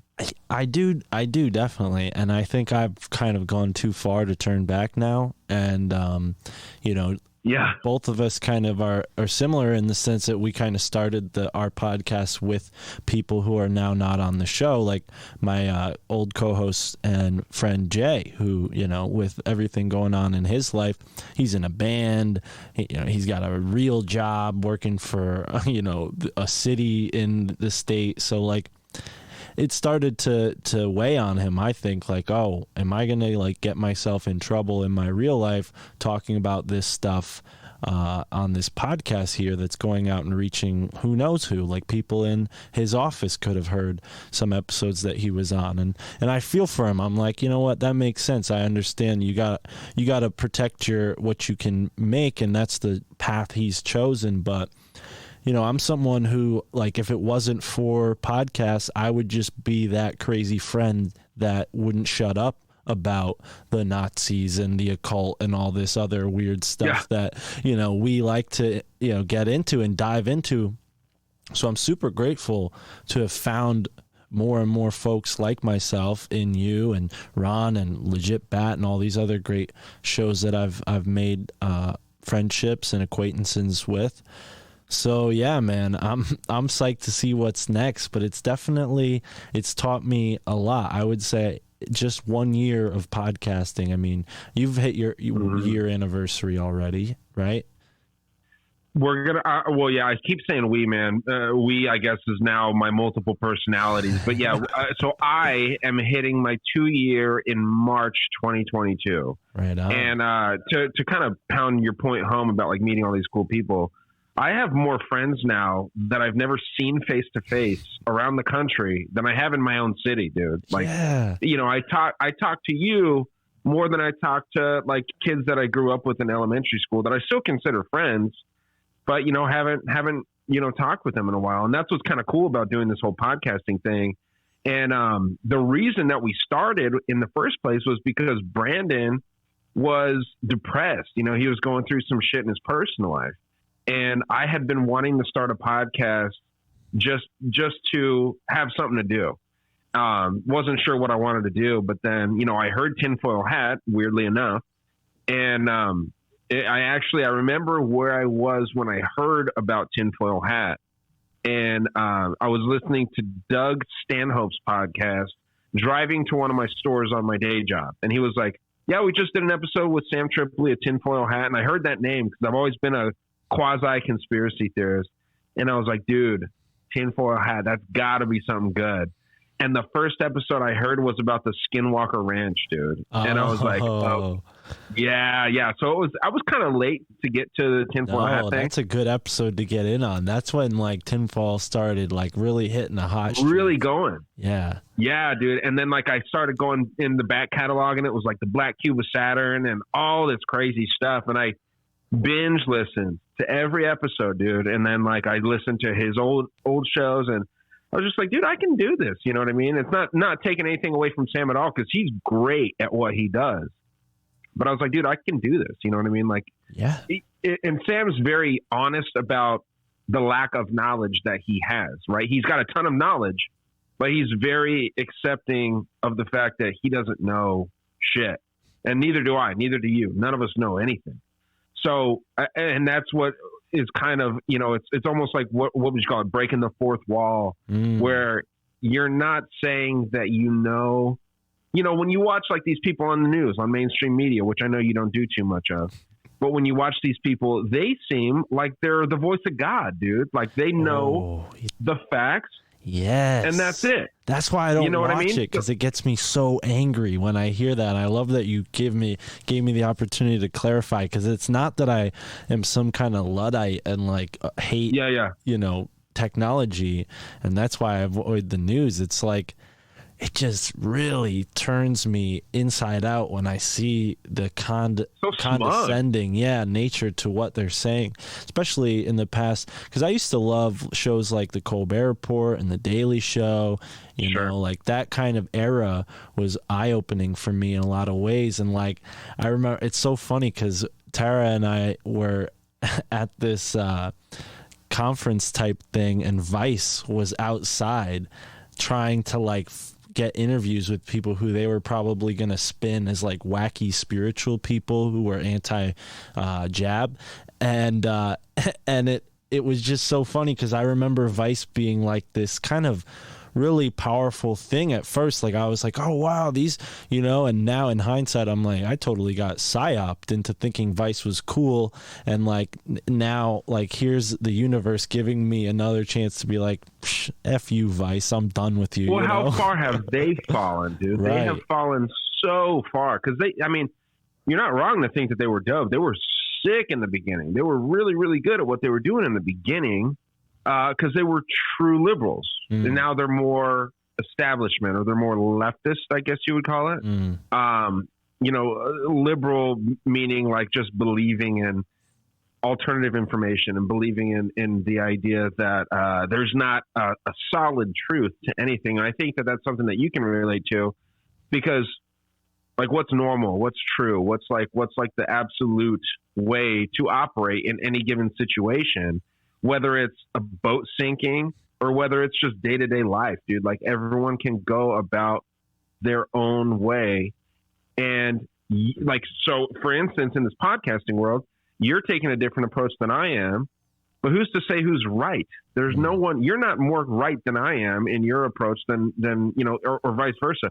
There's no way to know until you're not on this planet anymore. You know what I mean? Like, it's a weird concept, and I'm probably not, you know, articulating it correctly, but I just think that it's a weird time that we're living in. Not only that, but it's just like this genre of work, or this, you know, whole deal is it's unique, man. And I want more people in it, because this is a different type of thing where if you have a clothing company, you don't want more clothing companies like yours to come out, right? But me being a conspiratorial type podcast, I don't think that there can be enough conspiratorial podcasts out there. And I want more and more, because not only is it going to solidify my work, which I work hard at this, you know what I mean? I don't get to work as much as I want to at it, but I do work very hard at it. But when there's more and more voices out there, it only makes your voice louder, I think. Yeah. So it's just it's a weird deal. It's a weird genre. Yeah, no, I encourage anybody to start a podcast. That's why I started the cooperative, because I saw, you know, even a couple of months in, people would hit me up. You know, I only had 20 episodes, and people would say like, "Oh, I love your show. I want to start my own." And I'm like, I'm just getting started too. But yeah, man, it's so funny to me, like, you know, our stories, how parallel they are, because I definitely see a lot of, you know, what you experienced with Brandon and what I experienced with Jay, because Jay and I were kind of in that same boat. And I'm happy to hear, like, it seems like Brandon is happier than he was before he started the podcast with you. Yeah, dude. You know, and I actually reached out to him. I was like, "Hey, man, I think it's about time you come back on and we do another episode." You know, because we had this idea of an episode that we wanted to do talking about like music, like hit songs, Stairway to Heaven, Hotel California. There's some System of a Down songs that have really occult meanings to them. And he was like, "Yeah, dude, I'm super down, but we haven't done it yet." You know what I mean? And so, like, I know that he's busy and he's preoccupied. And someone like him that's very intelligent, but also different, right? A little different than most, which, you know, again, what is normal? I don't know, but he's different. He needs to be preoccupied. And I think with his schooling, or as we call it, indoctrination, you know, he's out there and he's having fun. And I think that he's doing what he thinks is meaningful, right? I mean, Louis C.K. had a great joke where he was kind of trolling the military in a way, where he was like, this guy signing up for the military thinks he's protecting the country, and that's noble, right? That's exactly what I think it is when you're going to further your education. He thinks it's a good thing, and that's really all that matters, man. I think that I'm quite positive that he's going to affect some people in a positive way. So that's all that matters, dude. And that's what I try to do here. I'm not a learner in the university sense or the scholarly sense. I can't sit there and listen to someone that's probably a Marxist and probably a communist, right?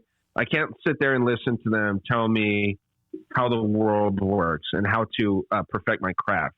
Because quite honestly, I feel like I'm smarter than they are. And I don't think I'm very smart. I'm very open about that. I don't think I'm a smart dude, but I have so much more common sense than 99% of people that I interact with throughout the day that I can't, in good conscience and good faith, sit there and listen to someone about how to make myself better. So I'd rather get out there, interact with people like yourself, interact with people that listen to your show and my show, and spread this crazy information, dude, because as much as I say it's crazy, I think it's very real. So, you know, it's fun. It's fun to get into, and I prefer this method.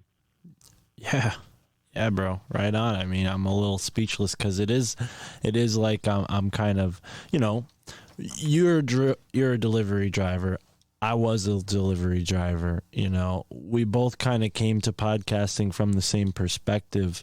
I'm wondering, Grimerica show, the Higher Side Chats, obviously tinfoil hat for both of us, but, what are some of the influences you're taking on now? Because obviously we just talked on your show. You mentioned you haven't really been talking about COVID in a while. I imagine, you're not watching the news, but you're definitely listening to podcasts, right? So what are some of your influences now? And like, what have you been getting more and more interested in lately now that you're kind of taking the ship full steam ahead? Because that's what I've done since episode 54. Other than my girlfriend, I haven't had any of my old co-hosts on the show. It's just her and I, and I've taken the show in the same direction, but I think we've honed in on what our audience is interested in, and it happens to be all the things I'm interested in. But what are some of your influences now, and where's that taking you, to ask you two questions at once? Well, yeah. So as far as influences go, man, I am, like I said at the beginning of our conversation here, I'm incredibly lucky to have a mother and a father like I have. Outside of the whole podcasting realm, they are extremely influential, and they support every fucking thing I do, dude. So like that to me is, I feel incredibly lucky to have that. So I can't mention influences without mentioning them at all. But as far as podcasting goes, dude, as crazy as it sounds, man, Alex Jones, dude, I think that his method of doing things is incredibly, incredibly unique. And I mean, he's a trailblazer. I don't think that he's 100% authentic. I will say that. But I'm a big fan of his method and his marketing. The dude is a marketing genius. And I think anyone that thinks anything to the contrary is just a fool. But I understand why people don't like him and all that stuff. I don't idolize the dude in any way, shape, or form, but I think that I try to take that method. I try to be exciting. I try to, make connections that a lot of people can't make. To tie it back to the episode that you and I just did on my show, connecting Solvet, Coagula, and Build Back Better, right? I mean, that is a connection that I haven't heard anyone else make. And I try to, with the help of a little alcohol, all things are possible as far as, and for you, it may be marijuana, right? I know that you partake, and it makes you think differently, right? Some people it's caffeine. I know for your boss, Sam Tripoli, he's a sober dude, but caffeine is legal cocaine, dude. And that will make your brain fire off different synapses that'll make you think some different things. Sam Tripoli is an obvious influence, like you mentioned. But I can't.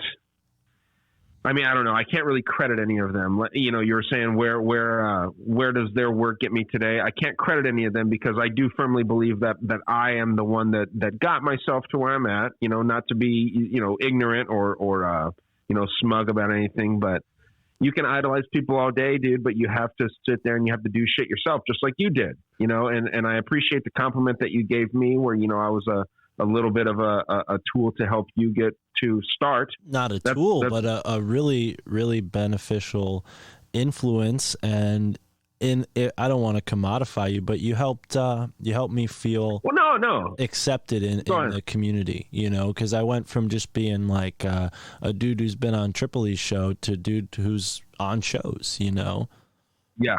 And connecting people with Tripoli too, And when I say tool, tool has a bad connotation or whatever. Like, dude, everyone uses everyone. It's when you abuse. It's when you abuse. It's when you abuse or you overuse someone, right? I'm using you. You're using me. You're using Sam Tripoli. Sam Tripoli is using you. But if he abuses you, or you abuse him, or you abuse me, or I abuse you, that's the big difference there, dude. So no, I think people are put on this earth and we all live together to use each other, but it should be mutually beneficial to everybody. So that's not to say that, like I said, I've been influenced by many people. And by that, I have used Alex Jones without even meeting him. I have used Sam Tripoli.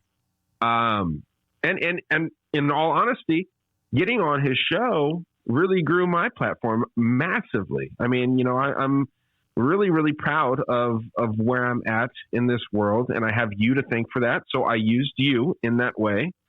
But again, I'm not abusing you, right? And this is just 100% factual to me. I think that people have to use each other in order to not only help themselves, but to help that other person, because I'm sure that you've used me a little bit, right? Well, we've used each other. I love that you're making this point, because I think people, like you said, when we break that fourth wall and actually start your own podcast and you realize that it isn't a competitive thing and we can all rise together, it's like, yeah, wow, people do want to be on my show. And what makes me so special? Like, I'm sure you've had that feeling. You've had some really amazing guests on your show, and so have I. And there's definitely a feeling of like, oh, wow, this person's really great. I got to like live up to maybe what they expect from a podcast. So that kind of elevates you and you learn more. And then that, you know, process of actually like learning their information too kind of creates a connection between you and them, because they're like, oh, this person actually gives a shit about what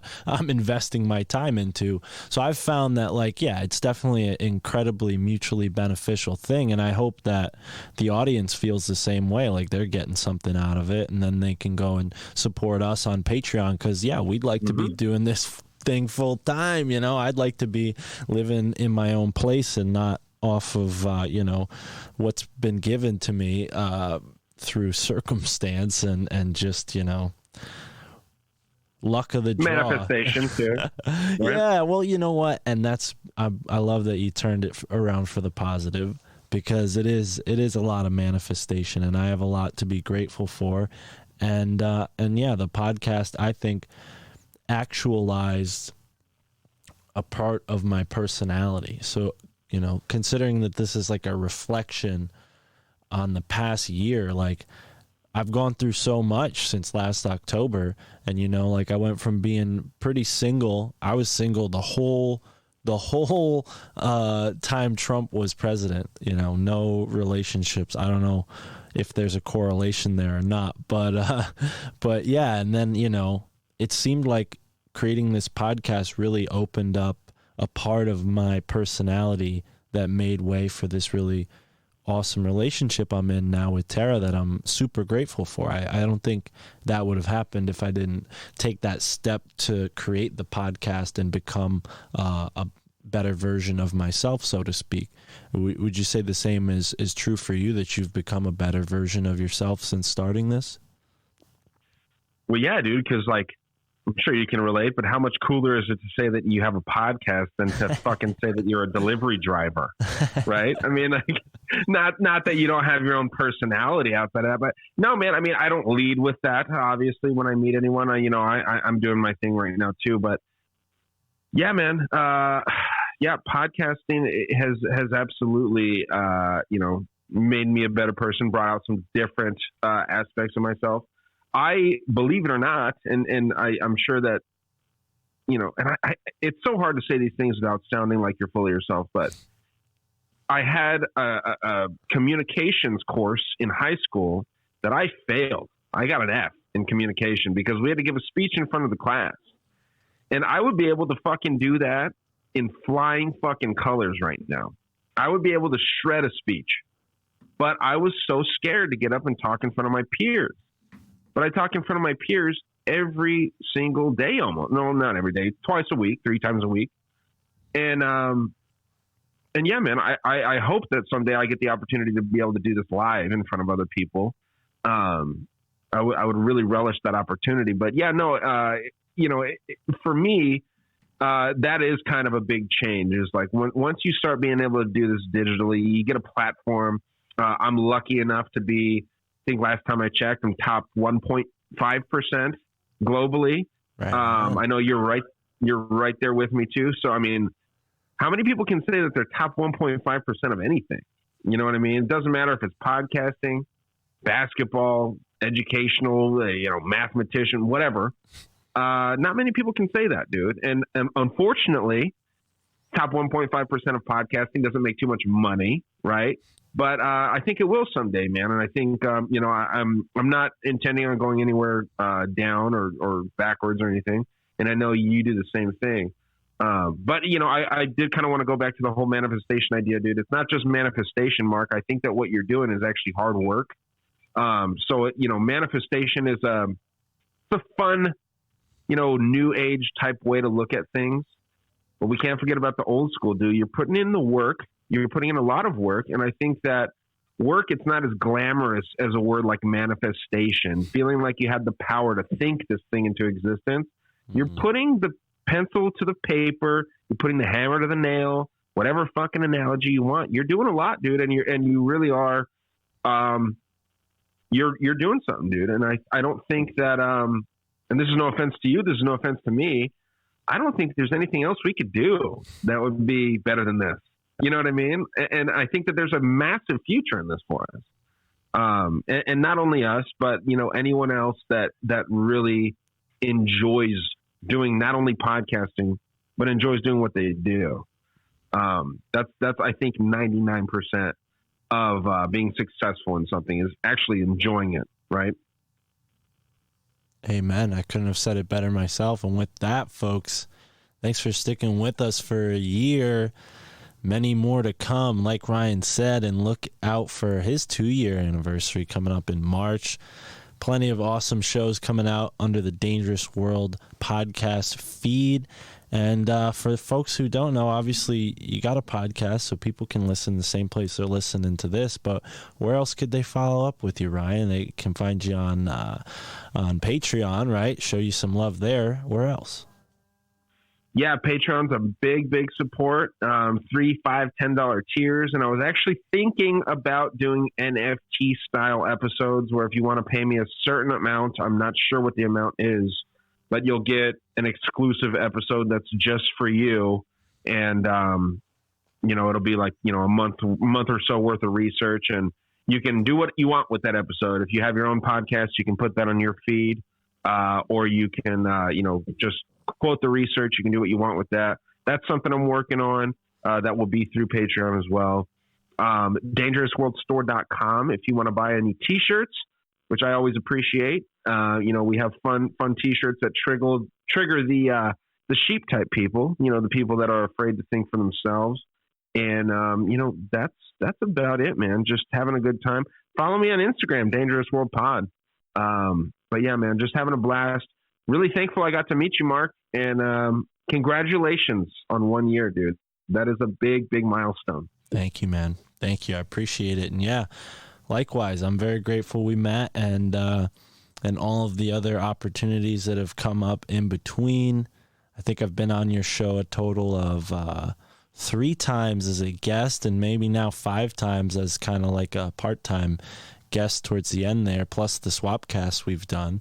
So yeah, folks can check out the arc of the Ryan Dean, Mark Steves podcasting relationship. We're up there dancing in heaven together, Ryan, with these immortalized podcasts. So dude, many more to come, man. I definitely love your innovation. You're coming up with new things. The NFT, brilliant. I think that's such a great way to value yourself, and who knows, maybe someone will pay like a couple $100 for something like that. That'd be dope. Or maybe even thousands one day. Like, I don't know. It'd be great, man. I'm gonna aim high. Well, yeah, we'll start off in double digits, but you know, we'll see if it becomes in high demand, because yeah, it's like I'm sure you know, it's tough to research, you know, deep into these topics when you have a full-time job. So you know, it is what it is. But yeah, man, I appreciate the kind words. Right on. All right, folks, thanks for tuning in to this unconventional, segmented, fun episode of the My Family Thinks I'm Crazy podcast, bringing all of your favorite friends who've been on the show, and my favorite friends, of course, into the My Family Thinks I'm Crazy world. And Ryan Dean's family does not think he's crazy. Ryan Dean's family supports him because he's a hard worker, folks.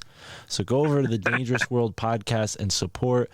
Be inspired, because I know I talk to him often, and most of the time I talk to him, he's like, yeah, dude, I'm working right now. So the guy is putting in work. Show him some love on Patreon. Sign up for one of his tiers and join me, because I'm there. I'm in his Patreon. All right, folks, on to the next friend.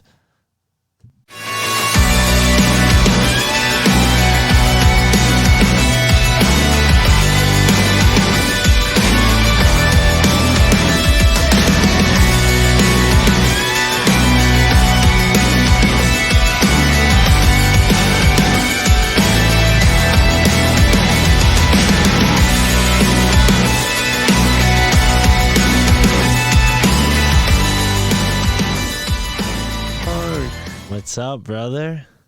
What's going on, dude? How are you? Oh, shit. Dude. Got this set up, dude. My sister let me borrow the hangy thing back here. This is my tapestry, but there's like a little frame. Yeah. And then her boyfriend let me borrow the webcam. Right on, dude. You're on borrowed time. I love it. What's going on, dude? Nice to meet you. Dude, nice to meet you. This is so cool.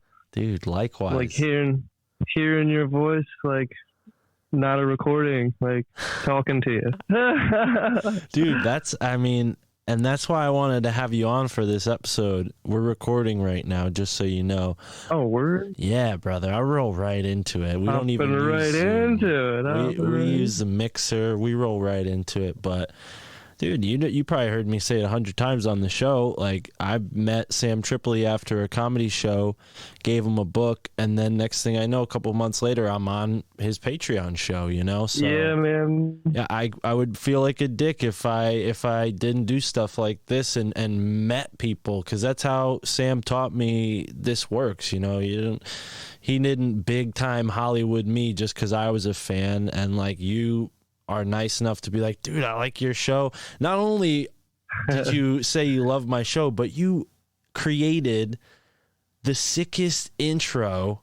I mean, at first I had to read the lyrics because I don't have an ear for the heavy metal, like I told you. Oh yeah. But as I listened to it more and more, I'm like, this is. I need to read lyrics too. I love it, dude. And so yeah, man, I really appreciate you liking the show, especially liking it enough to go and make me that, intro song. So for folks who don't know, this is Shane Newsome, the man behind that sick intro song you heard. And you started a podcast recently, right? Inspired by many influences. Yes, indeed. Let's get into that. Tell me about the new podcast, bro. All right, man. So I haven't dropped yet because, I'm trying to just get a couple in the bank and stuff so I don't get ahead of myself. I want to try to release on a weekly basis. I'm not sure yet. Maybe bi-weekly at first, but I don't know. I'm going to have interviews rolling in. So like probably be dropping them weekly, man. Right on. Yeah. What? Oh yeah. What? Well, maybe we can go in a little bit. I feel like I'm jumping before the ship here. Tell me about yourself, Shane, because you know a lot about me. You've heard me talk on the podcast, but tell me about yourself. All right. My name is Shane. From Maryland. We talk with a slightly southern accent down here. We don't say water, we say wooder. We don't say creek, we say crick. I live 3 miles from the Chesapeake Bay, by the way. Right on. So you're into that Susquehanna magic too. Okay. Hell yeah, dude. Cool. Yeah, I don't know. My dad was a musician, so that got me into it. He's been playing in a band this is like their 30th year, I think, actually. Oh, wow. So, yeah, that's really cool. He's kept the same band together for 30 years. So that inspired me to play. He taught me a little bit of bass guitar first because that's what he plays. And then I got into drums, and then that kind of boiled out with my first band in high school because, high school drama. And then I got into guitar, and that's my main instrument now. Oh yeah, and this is my old band. He got like wall flags, so I had to get one for the old band that I used to tour with. So pop that up there. Shout out Silent on 5th Street. Right on. And you have a new band though? Oh, we're working on it. We have like 15 instrumentals, maybe like 5 of them with vocals on them. But like trying to get the live thing together, man, like there's only 3 of us, and like we require probably like 5 or 6 people if we're not going to use backing tracks. But so far it's just been backing tracks. But it's hard. It's really hard to get everyone scheduled together too. Like with metal, like everyone lives so far away from each other. Like luckily me and the drummer live like 5 minutes from each other, but our vocalist lives over an hour away. So, you know what I mean? Yes, I know that a little bit. Past co-host on the show, my buddy Jay, Well, I don't know. He doesn't really consider me a buddy anymore, to be honest. Speaking of Jay. But yeah, light one up, brother. Yeah, I was hearing that, man. But it's all good. He's, he has a band as well that he's really passionate about, and they're doing great. And it's a similar situation where they don't all live in the same town, so there is a lot of moving around, and the band came first, which is why I made the decision to do the podcast by myself and connect to folks like yourself who are in a similar position creating their own podcast, so tell me about that, man. Like, what's your intention for I knew some but I didn't know them all? Did I get that right? Yeah, I knew some but I didn't know it all. So that, I don't know, somebody told my dad that a long time ago, and he just has been saying it my whole life. So I'm like, yeah, that's the perfect name for my podcast. I knew some but I didn't know it all, so I'm trying to learn more stuff. Hell yeah. What's on the top of the list? What are you trying to learn first? Dude, there's infinity, so just the knowledge just keep going up in levels. Like, once you think you mastered something, it's like, oh no, you're just back at zero, just like the musical scale, dude. Well, let's start at level 1. What was the first conspiracy or maybe truth, overarching truth that you realized that was maybe a maybe we'll call it a red pill moment? We could also say you woke up, even though the Pepsi people, the libs, took that phrase away from us. Okay, see, when I was I can remember being really little and thinking very similar to how I do now, up until I was probably 7 or 8 years old, and I got really indoctrinated into the Christian faith and everything. And after I got about 11 or 12 years old, the imagination just pretty much went away. So that was just really locked into mundane life. And this magical stuff right here showed me the way, man. I saw this video on YouTube. The channel is called Spirit Science, and it's basically they take this book by Drew Melchizedek called The Ancient Secret of the Flower of Life, and they just made it into video content. So it was really cool, and I was like, yo, this shit's crazy. And that just brought me on the spiritual path, and then I started taking psychedelics, and that just kind of reiterated what I thought when I was a little kid. And yeah, dude, I just had to tell my girlfriend that, because that's a huge synchronicity. Spirit science. Yeah. I mean, she's a part of the spirit science community in a sense. She goes to the the inner sanctum Zoom meetings that they do, so to speak. That's not the name of it, but myself. Oh, look at that! Yeah, man. And spirit science was big for me too. I loved those Patchman animations back when I first was getting into weed. I would check those out on YouTube, and it was it was definitely binging. I would binge those videos, but unlike what you would think of binging, it was actually probably the best binging I could have done. But yeah, there's a lot of truth in those cartoons. I love them. Yeah, I went back and I actually got the book that they got pretty much all that out of, and dude, taught me everything about sacred geometry. And if once we get into some psychedelic talk later, I think to get to certain levels with psychedelics, you have to have a certain knowledge, and I think sacred geometry is a big thing to that. Let's get into that right now. So, because myself, I've had LSD experiences, I've had mushrooms experiences, allegedly.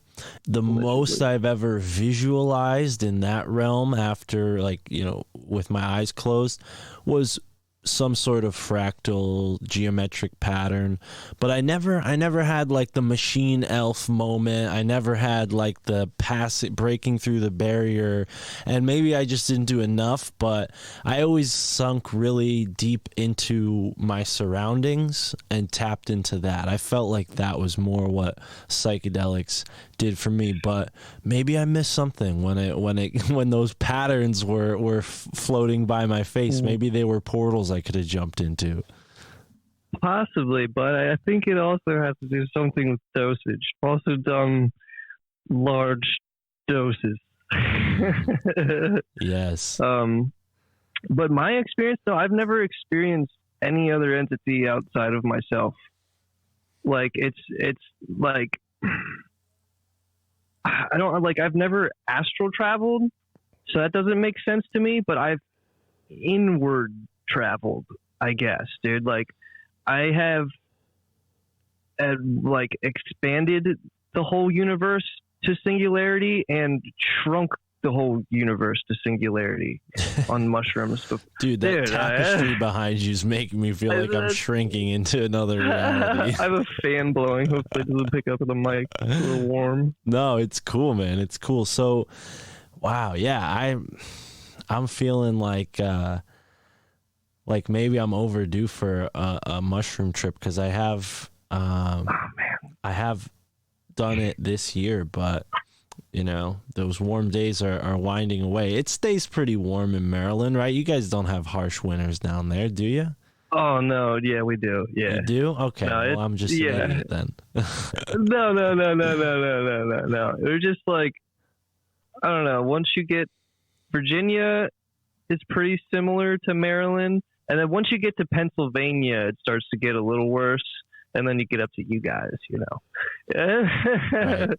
Well, yeah, man. I've done a little travel in the north.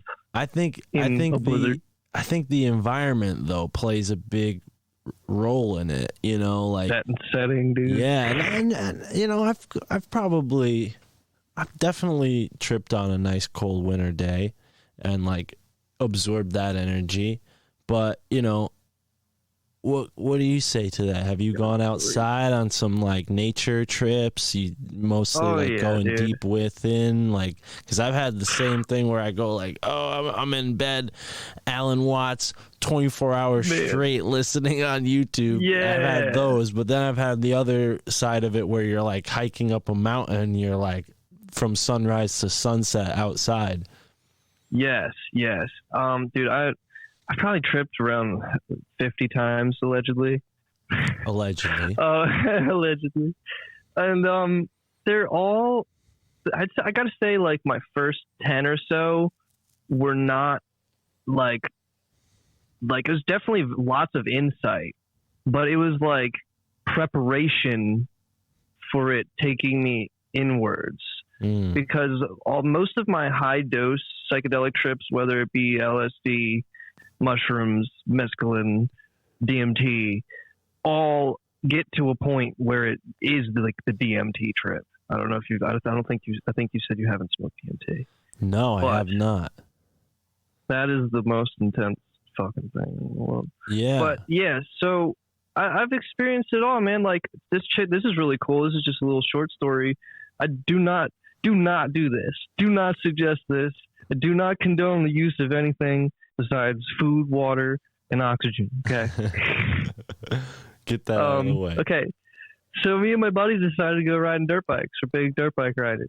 And, dude, I was just killing it, man. And I remember at one point, like me and my buddy were riding next to each other and the engines just harmonized and it sounded like angels singing. But then I remember riding through the woods and there'd be like a sticker bush sticking out on the trail. What? I could like where it'd be growing, like I would drive through. I didn't have gloves on. It would have like just tore up my knuckles. But I could see like multiple different paths that it could have grown.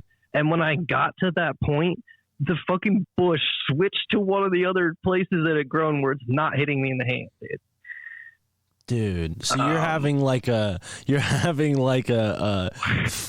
fluid reality moment where like what could have been a pricker bush is like being altered by your perception of it and the speed you're moving. Dude, yes. And then I also remember I was riding and I was good. I was just chilling.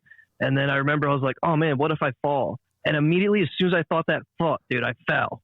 I was fine. I wasn't going fast. Yeah. I just hit like a little stick and I fell. Yeah. But that's the amount of conscious control you had over your reality in that moment.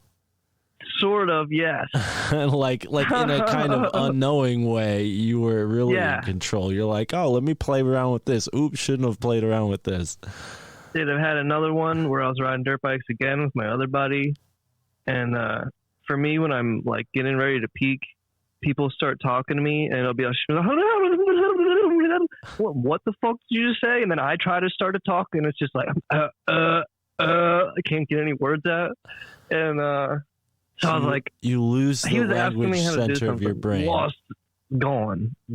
So I was just giving me anxiety. I was like, I just turned around and started riding. So I get in my back field, dude, and I just start peaking, dude, tripping ball sack. I become like, I'm riding on a beach. I'm riding through a city. I'm riding through a jungle. I'm riding through the redwoods. Like I was like everybody ever who's ever rode a motorcycle. And I've also had another trip where I was playing guitar and I peaked. Same thing. I was like Jimi Hendrix on stage, and then I was like fucking like everybody who ever played guitar, like just went through them all in like an instant. But then it also felt like I was each one for, dude, there's no such thing as time. I'm just rambling on because I'm smoking, but no, it sounds to me like you're talking about that scene from Harold and Kumar where they're riding the cheetah and they're just like going through all these different places, and it seems like they're going. You know what I'm talking about? Your face says you. Is that White Castle or is that yes, Guantanamo Bay? White Castle, the It's original. been so one. long since I've seen that movie, dude. I'm sorry. No, it's all good. Where I live in Connecticut, there's no White Castles, so it would be no White Castle here either. Yeah, it would be like a stoner kind of venture. Like you see that movie, and then you would be like, "Oh, let's take an hour drive to the nearest White Castle," and then you get there. It's like the middle of the Bronx. Is like the worst neighborhood you ever seen, and you're like, "Oh, I don't know if we should go in there. It doesn't look too safe." I'm sure you guys have some. I've been to Baltimore. I'm sure there's a White Castle there. Yeah. I don't know if there is, but oh man, Baltimore's a trip. Yeah, man. Bro. Well, I'll tell you what. I think there is something to it. You know, whether you're tripping or not, there's a magic to the landscape. And I got to ask you. You know, you said you're near the Chesapeake Bay. You know, what are your thoughts on the whole Washington, D.C. ley line, the Susquehanna magic? Obviously, Michael Wan, I'm sure you've heard of him before. I can't stop talking about him. I love him. I've just been starting to get into it. So, like, I kind of knew a little bit about the ley lines from, like, the spirit science stuff. And, like, there's, like, a freaking military base on, like, all these, like, sacred points on the earth and shit. And so that's kind of my extent of my knowledge on it. And I know like a lot of power lines run down the ley lines and stuff. You ever go to any weird places in your area, like, you know, like a scary haunted type place that like the kids talk about, like, oh, don't go there, you know? Well, I mean, there's this one place that's kind of like, it's like a half hour from me. It's in the next county over. They have a crybaby bridge, and you know we went there a couple times and nothing. But like for like, I don't know, dude, this whole place is like mystical, dude. Like, this is like, you got to look up my town. It's called Chestertown, Maryland, dude. It's like one of the oldest towns in the fucking country. Has Washington College. George Washington like started the college here, like one of the first colleges in the United States, and like it's a crazy historic town, dude. And like, I don't know, you just get the vibe because like some of the Revolutionary War was fought here, and like I don't know, this whole place, like, dude, we're right, like you said, like I'm like everything, my whole county is on the bay, so like you just feel that vibe all the time. I haven't really noticed it until like I don't know, recently, I guess, because I've grown up here, you know. But I've been to other places on tour, and I noticed how drained and like disgusting I felt compared to here, dude. Like, but then there's also other places that we stayed on tour. Like I remember staying in Colorado. We stayed. It was like a half hour south of Denver. Pueblo or something like that. I can't remember the name, but we stayed at a Yogi Bear campsite. It was sick.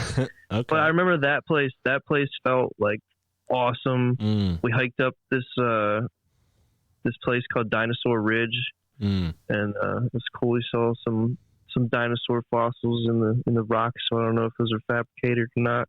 Yeah, what are your thoughts on dinosaurs, bro? I mean, come on, give me the scoop. You saw dinosaur bones. What do you think they were, like, actually giant bones, maybe, or something like that? Well, like, it was just like it was like fossils in the rock. So there weren't any bones there. It was just like indents. So like it could have easily been like cast in. So you're saying they were like where fossils were found? You could see like the footprint, so to speak. It was like in the side of the mountain. Sorry, you can't see me. I'm not my camera. I have a 40-inch TV. My son broke my TV in the living room, so we're using my computer monitor in the living room for the TV. And this is my sim racing rig. Can't see the steering wheel. This is a car chair, but yeah. So right on. Camera's all the way up there. You're giving me flashbacks to when Jay and Adam were on the show, because they would always be playing this truck sim game, and they would I can't get into that on the road, while we're podcasting. I'm like, yeah, where are you guys right now? They're like, oh, we're on our way to Lubbock.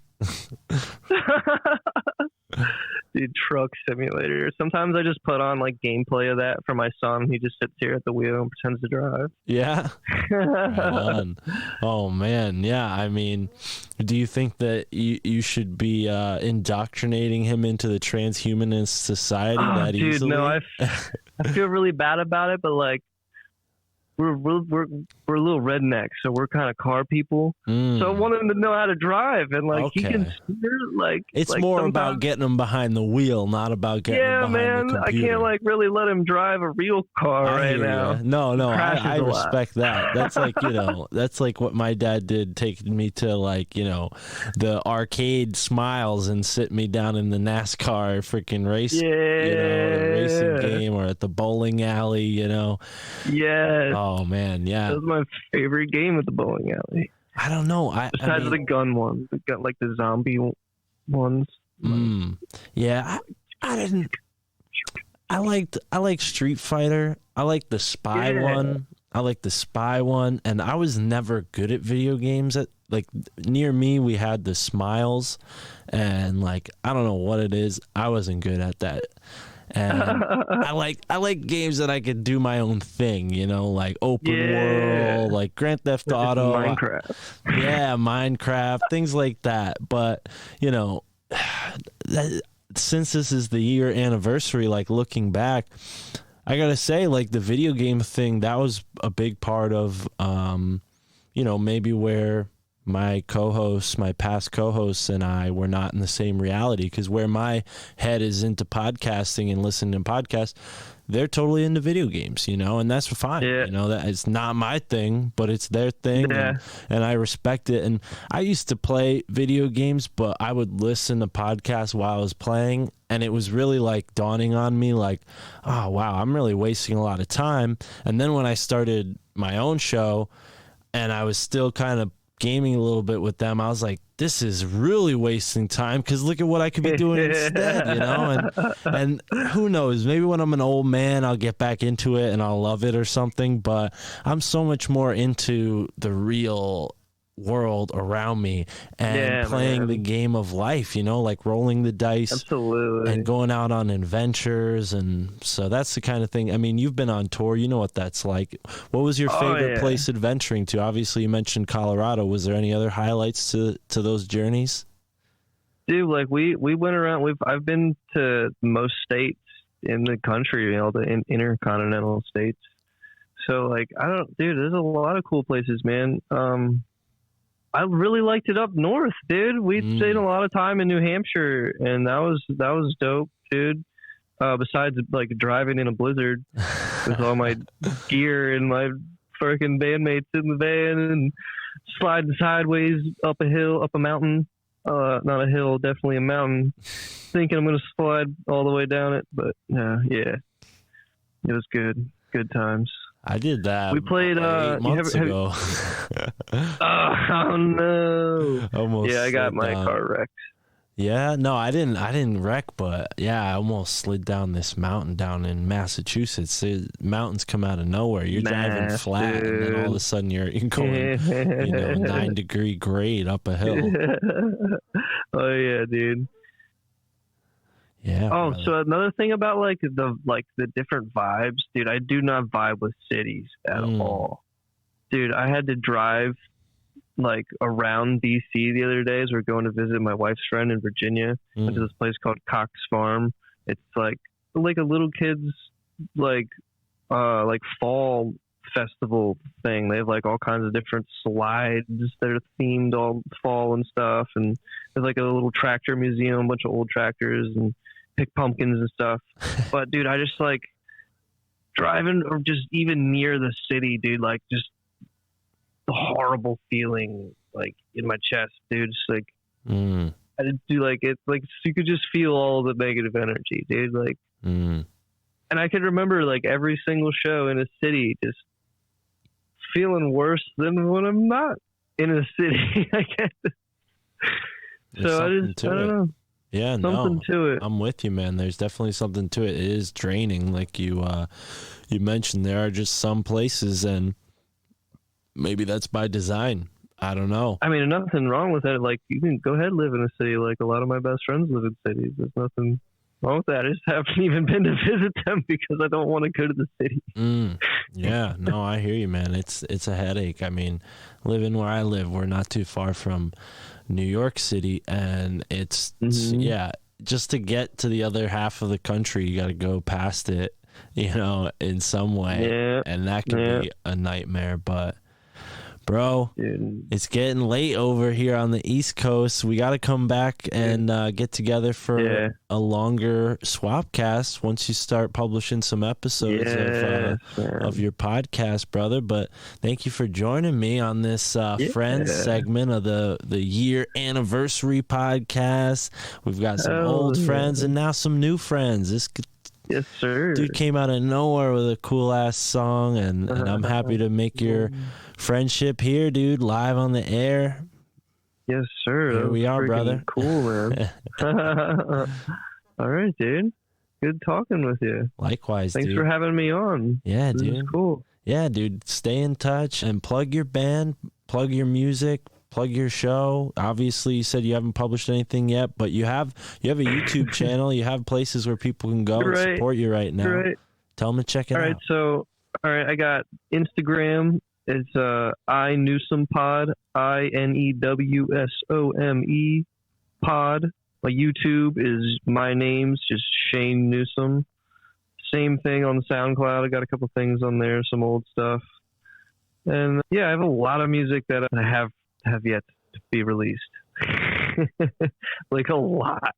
So I'm working on that, but doing the podcast now, so well, and I see what happens. I think music and podcasting, they go hand in hand. I was just talking, and this interview will be in this same episode with Yogi Zorananda, and he's a musician and a yogi, and we were talking about music, and dude, I think music fits right into podcasting. It's we need more folks like yourself who are multi-talented, not only to create content for us to listen to, but you created a dope intro song that I can use, to give people a better impression of my show. I think you're welcome into the podcasting community, and I hope to hear more from you soon, brother. Thank you for joining me. Thank you, Mark. All right, bro. Take it easy. All right, man.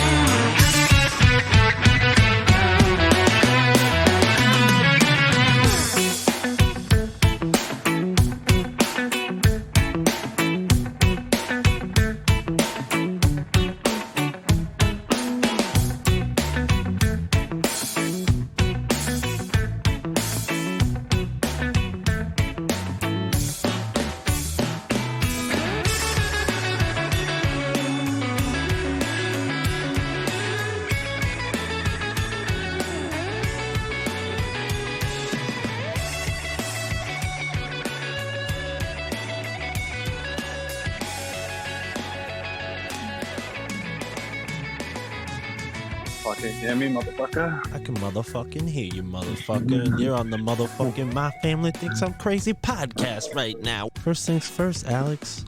How the fuck you been, dude? Well, I'm like Samuel L. Jackson, man. I'm motherfucking okay, I guess. Snakes. There's a bunch of snakes on my motherfucking plane, though. You know what I mean? What if I told you snakes on a plane with predictive programming for, you know, the globalization of America? Interesting. That's an interesting take on that term. So you're saying, like in a sorcery type way, it has a double meaning.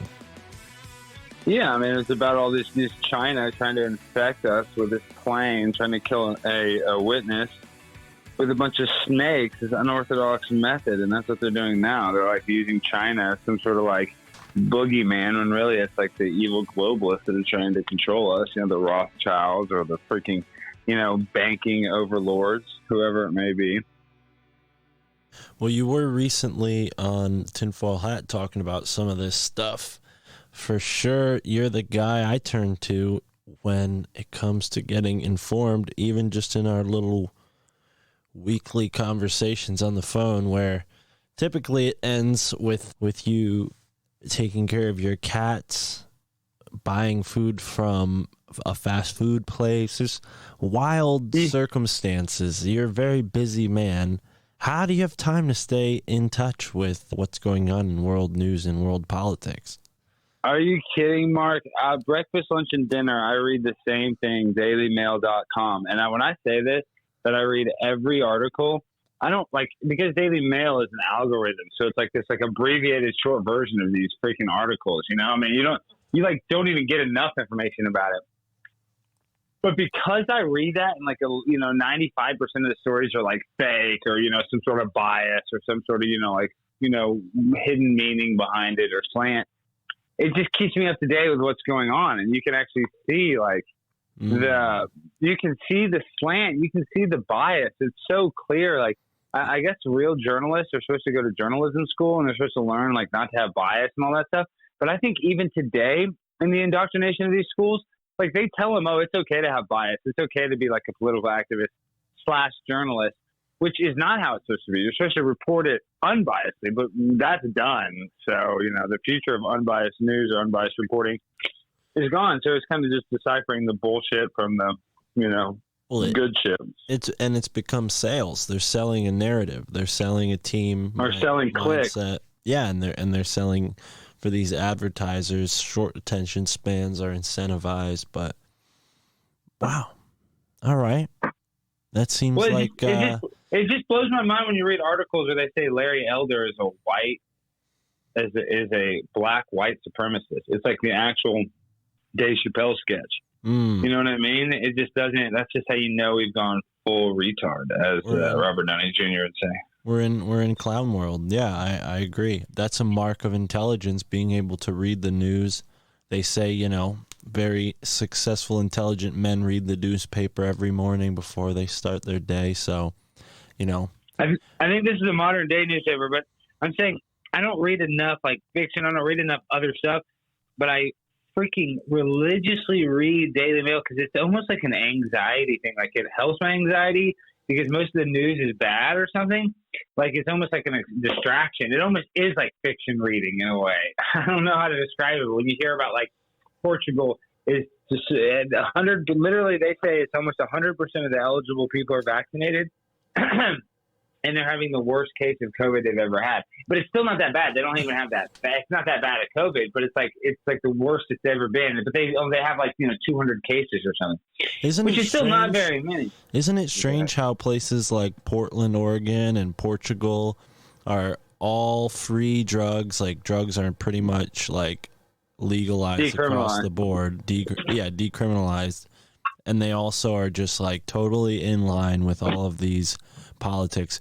I had Chance Garton on the podcast. This episode hasn't come out yet for the listeners, but he kind of broke it down like, listen, I call all Republicans Coke and all Democrats Pepsi because that's all it is. It's just soda, and we're looking for that water. That's how I took the analogy, is that we need more water, less Coke, less Pepsi, because it's all the same shit. Let me give you the perfect example. They did it with the vaccine. For all the people that are pro-vaccine, they come out with like 4 different choices: AstraZeneca, Pfizer, Johnson & Johnson, and Moderna. So they think you have the illusion of choice, and really there's no choice. You have to get one of these to even work. So it's like, you know what I mean? It's all about that illusion. The Republicans are the same. They're in bed with the Democrats. It's like, look at this supposedly progressive, what is it, cinema or whatever, cinema, I can't even say it. They rushed her in the bathroom, the congresswoman in the bathroom, because she wouldn't vote on this bill that establishes these DACA residents. So like, she's not progressive enough, and they still will eat you. So there's not.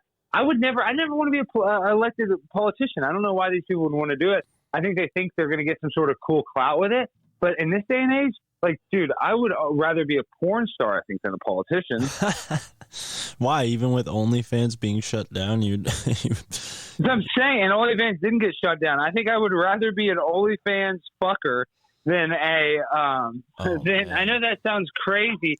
Then, like, if I could make the same amount of money. Alex, no, that's bad, bro. Well, I probably am going to be a politician is the sad thing. I'm going to say this, and then they're going to be like, and then Alex becomes a politician, but no, you know how that goes. Dude, what are you talking about? What are you, Trump over here calling your home run hit fucking before you even make the team? Dude, you don't know what I'm going to do, Mark. I'm capable of anything, man. Dude, you know what I mean? I'm not going to put it past you. You're saying this world is so fucked up, dude. I mean, maybe I do need to go out there and disrupt some shit a little bit and fuck some shit up. I mean, I'm not saying that I necessarily need to do that because I still think being a politician would fucking suck. But, dude, maybe I might have to run for sheriff of Dallas County if I get famous enough so I can go like Portugal and decriminalize drugs because I actually vibe with that. Like, I vibe with a lot of the liberal politics. It's just they're too far gone. They're too crazy. Like, they're taking it too far. You know what I mean? Don't you think the sheriff's department in Dallas is corrupt? Yeah, I mean, I think every probably police department is some sort of corrupt. They'll choose not to prosecute somebody even if they have evidence against them. I mean, everybody's corruptible. So, but what do you mean? What are you talking about? Particularly Dallas? Do I think they're corrupt? I don't know. Yeah, I guess. Well, I'm just thinking about JFK, but one thing that Owen Benjamin mentioned is how he trusts his local sheriff because he's in like such a small county. But on that note, he also mentioned that the sheriff has the power to arrest the president, and I assume he meant the president of the United States. Have you heard this before? I don't know. Maybe. I mean, yeah, like a sheriff of Dallas County in Texas has like more jurisdiction than a lot of other people. They're the ones that actually enforce the Texas Criminal Code of Procedure. So, like, yeah, technically a sheriff, like in Texas, they even have a lot more power. Like, they theoretically, a county sheriff should have, sometimes could have more power than the mayor. I mean, that's not how it's broken down, but I think like if they wanted to push it, a sheriff can really like write his own rules when it comes to a lot of the procedure in a county. Interesting. Yeah. So yes, like that's when it comes to like law enforcement and stuff like that. I don't know. They might be able to. I'm just saying, when you're a sheriff, you're the top law enforcement official, so you can just that gives you a lot of power to do a lot of shit. Interesting. Did you kind of see this like side of your city by being in the business that your father was in with the bail bonds stuff? I mean, we deal with a lot of small counties and like Owen, I haven't listened to the interview, but yeah, I mean, you can trust. I believe the people that say all elections are fake. I don't believe that because I know people that have run in small elections and won by a few hundred votes, and I think those are, I think those elections were real. Like, I think in Leon County, I don't think the election is rigged when there's only like 2,000 votes or whatever. I mean, could it be? Yes. I mean, has it ever been? Maybe, but I just don't think in general it does. So, like, the people that win those elections are probably okay people. Like, I think Owen can trust his local sheriff. But, like, everybody's corruptible. I mean, everybody has a price. Right. Yeah, that's what Ashish, I forget if he started his podcast or if he is hoping to start one, but I saw him on Saturday when I saw Sam Tripoli in New Jersey at the dojo. Shout out to the dojo, Mike Romanelli. And Ashish was telling me that in India, when he goes to India, things get done over there differently. He was like, you carry extra cash on you, and if you have to bribe a police officer to get into a certain place, that's just what you do. He kind of explained it to me like that. So there's definitely, and then what he mentioned is like, it's funny because Indian people, he's an Indian gentleman, he was saying Indian people come here and think, oh, America's so great, they're not corrupt, and he's like, that's just because the corruption isn't on the surface like it is in India. It's very out in the open. Yeah, I mean, but is that better? Because I remember I lived in Los Angeles after I graduated, and I remember like I was like dirt poor with these like other kids, and we were like doing extra work, and this kid was like from Russia, and he was like so poor, and I was like, why would you come to America like with nothing? And I mean, this is a kid, obviously like wants to make it or trying to make some of himself. But he said that his best friend was in a drunk driving accident and got hit by a politician's son, and his friend wasn't drinking. The politician's son was his fault. Like he was the one that was drunk, and his friend went to jail and got in a bunch of trouble. And like, so that corruption, didn't help him out because he was like poor. So that's why he's like, at least in America, it's less corrupt. Is what he thought, is that his understanding of it was. And I was like, I guess maybe it is less corrupt. I don't know. Yeah. Well, the thought I gleaned from Owen was like, it doesn't really matter where you go, but if you go somewhere colder, people have to work harder to get what they need to survive. So there's less, troublemakers. And I thought that was a very interesting point.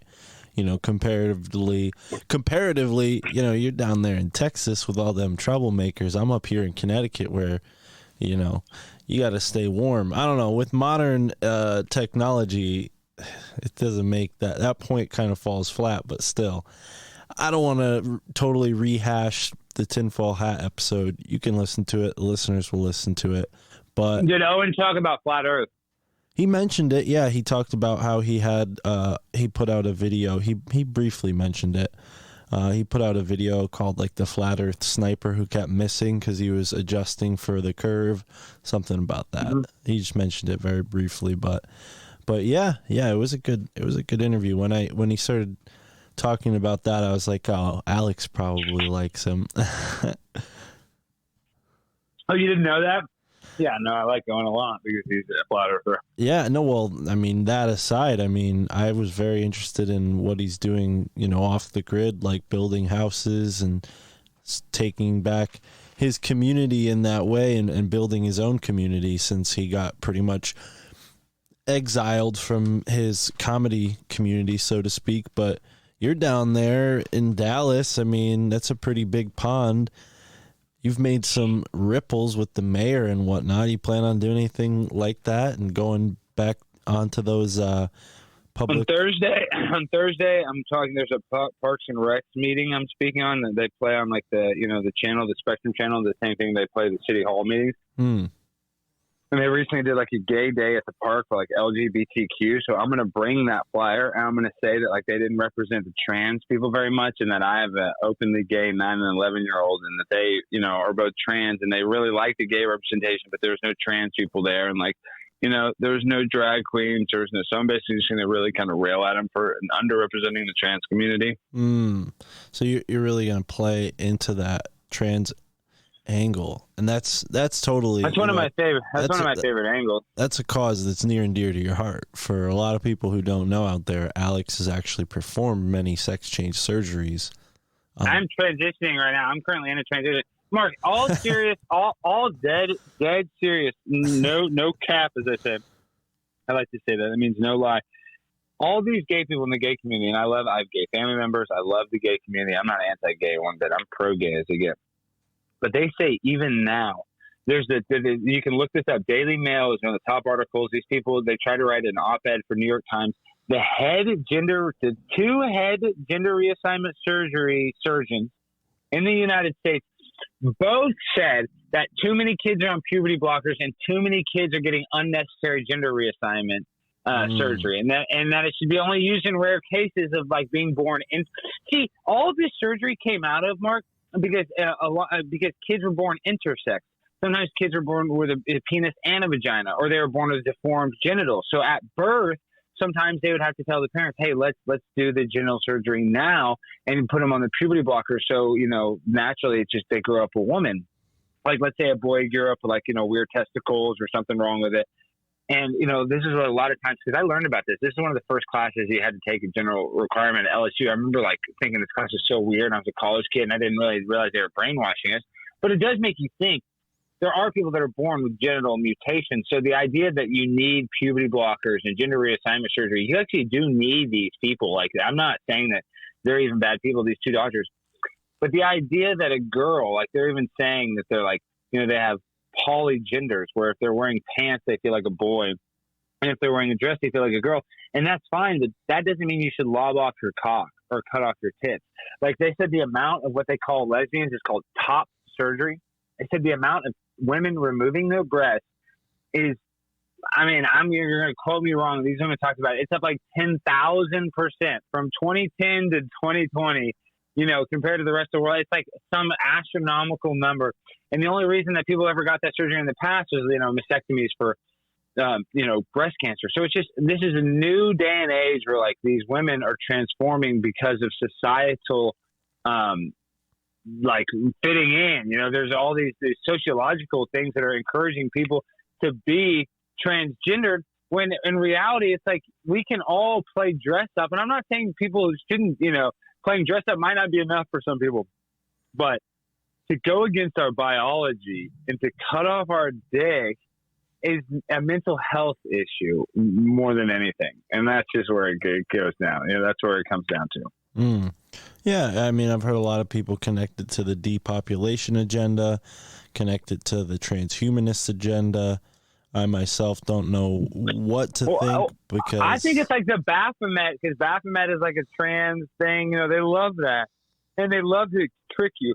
They want us to like a girl that was really born a boy, or they want us to like a boy that was really born a girl or something. They like the inversion. So that's kind of what the trans is. It's the inverted. It's the opposite. It's like the transition to, I guess you could say the transhumanism, but it's almost like this satanic Baphomet combination. Like we're all going to be in the future one race and one sex is what they want us to be. Yeah, the homogenization of, a diverse species of human beings, while saying that they're out for diversity, when really they're talking about, mixed genders, and how in 50 years from now, there's not going to be race. It's just going to be a bunch of mixed races. It's like, I don't know. It sounds to me like you guys are just putting us all through these plastic molds and hoping that we come out in your cookie cutter. That's a good term. Yeah. Cookie cutter situation. People can only fit within certain archetypes that they create.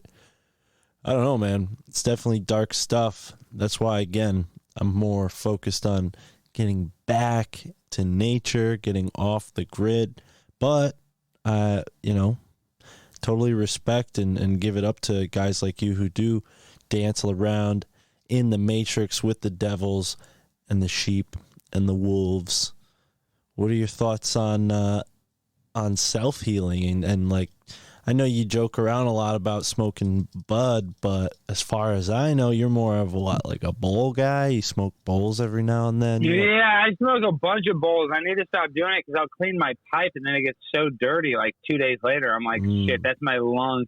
And something's going on, Mark, is I'm getting all these freaking, in my algorithm, all these videos of like pig lungs next to like unhealthy lungs.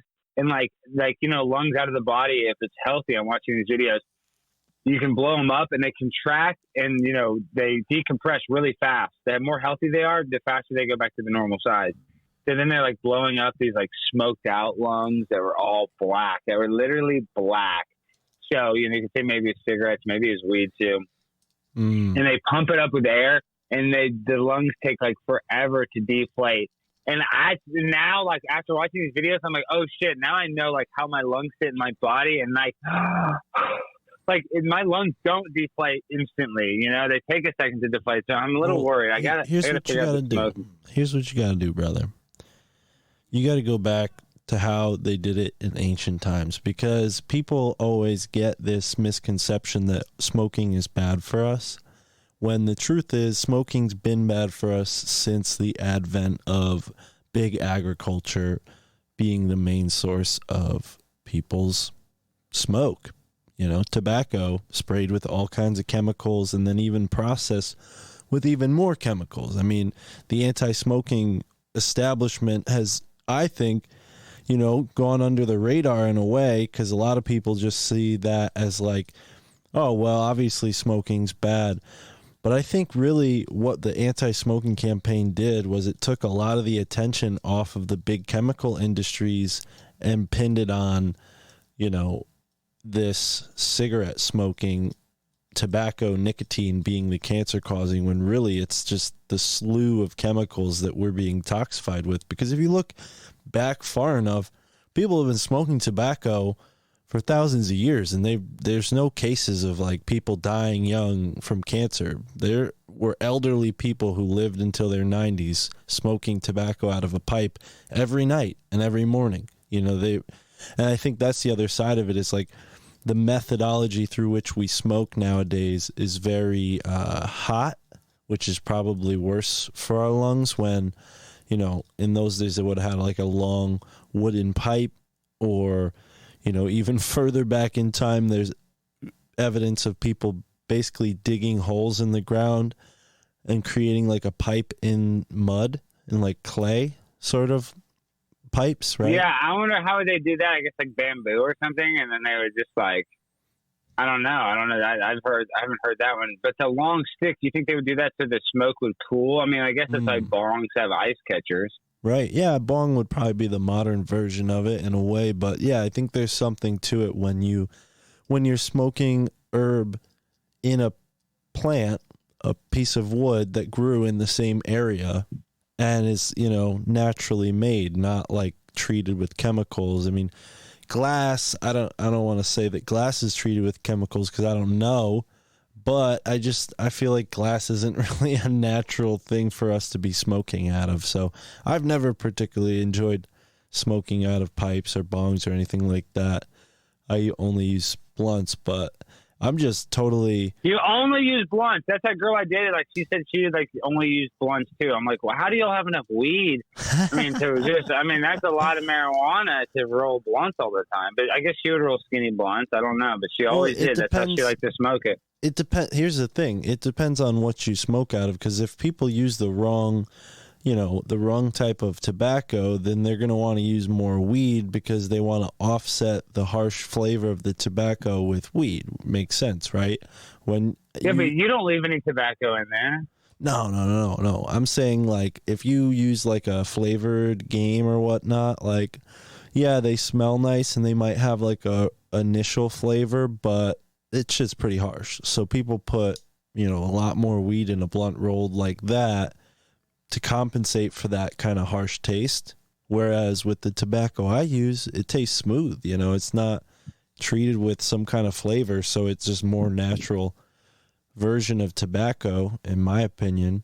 People might tell me otherwise, but yeah, you don't use as much weed. And I don't smoke the whole thing at once. I put it down. You don't. You save it. Because that's another thing. Is like, then I can't really smoke the whole thing at once. You know what I mean? It's a lot of hits, and then it gets so smoky. It's almost like a cigarette. You know, it's hard to kind of finish it. Yeah, you got to get into it. It's not for everybody. I mean, you know, my girlfriend. It is badass. I like to smoke a blunt. Don't get me wrong, but it's just not my preferred method. Yeah, my girlfriend's done it a couple times with me, but she prefers spliffs, which I like those too every now and then. Well, that's more tobacco in it than weed, though. I mean, what is that? I mean, what's the difference between the blunt you're rolling and the spliff? Well, the spliff would be like American Spirit's organic. Okay, we use organic. It's only organic. We got to go with all organic. Our diet, even our smoking, is organic, Alex. Okay. That's good. That's good. Even the weed and the wraps and the papers, it's all organic. The only thing that's not organic is probably the backwoods. They tell you the weed's organic, but you know those guys are spraying those chemicals to get better growth, but whatever, go ahead. You know, if they are, man, then that's just why I have that goal of self-sustainability. You know, like when I was driving down through Lancaster and I saw the Amish people, they were growing tobacco, and you see these huge tobacco leaves like the size of a person hanging in the barn, like these big leaves, and then they dry them up and crush them up and take some pieces and use them for cigars, and then the rest of it goes and gets grinded up for, you know, cigarettes, and then some of that grinded tobacco gets like pushed through a machine and turned into like paper tobacco, which is what the blunts are, and then they spray it with like cherry flavor or blueberry flavor. And I think that's more of what's like really a problem in a lot of these communities. It's not weed, it's like all these chemicals that are associated with smoking weed that people don't really notice because they're getting high, you know what I mean? And those chemicals directly attack our endocrine system that we don't even notice, and that's what causes the lung damage. That's why like even those air fresheners are really bad for your endocrine system. Anything we inhale that's not the air outside is bad for our endocrine system. Man, yeah, no, definitely. All the times I freaking was landscaping with my dad and had to breathe in those lawnmower fumes or freaking weed whackers that had gas engines, shit like that. I mean, jeez. But yeah, it's definitely, again, motivating me to get off the grid. You could do that in Texas. You don't even have to leave your state to live off the grid. I mean, there's so much space out there. Have you ever thought about getting some property like a couple hours out of Dallas? Yeah, I mean, I was actually just thinking about doing it sooner than later. But at the same time, it's like, dude, I want to get up and go and do the Owen Benjamin thing. I really do. But it's like, I got a mom and dad. I mean, they're divorced, but they both live in Dallas. And I got all these pets. I can take my pets with me. I'm just saying it's just not as easy as it sounds to just get up and go, which I should do it because I've taken even bigger risks.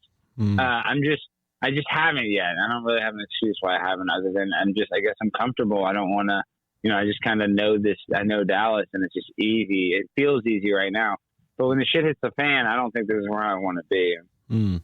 Do you think that with like the California dudes coming to Austin that the vibe is changing in Dallas too, or is that just local to Austin? Dallas is already a globalist place. I mean, there's no doubt about it. Like, I just look at you look at the county judge, you look at the mayor. I mean, they want globalization, and like, I'm not even saying that like just facetiously, like Alex Jones. It's like literally, they want to be an international city. They want to represent the minorities and actually give them more representation, which I'm not even against, like representing the minorities, but like, you know, at the sake of taking away Dallas is being Dallas and trying to make it more international. You know what I mean? It's like, if you even identify or have any Texas pride, that's like racist now.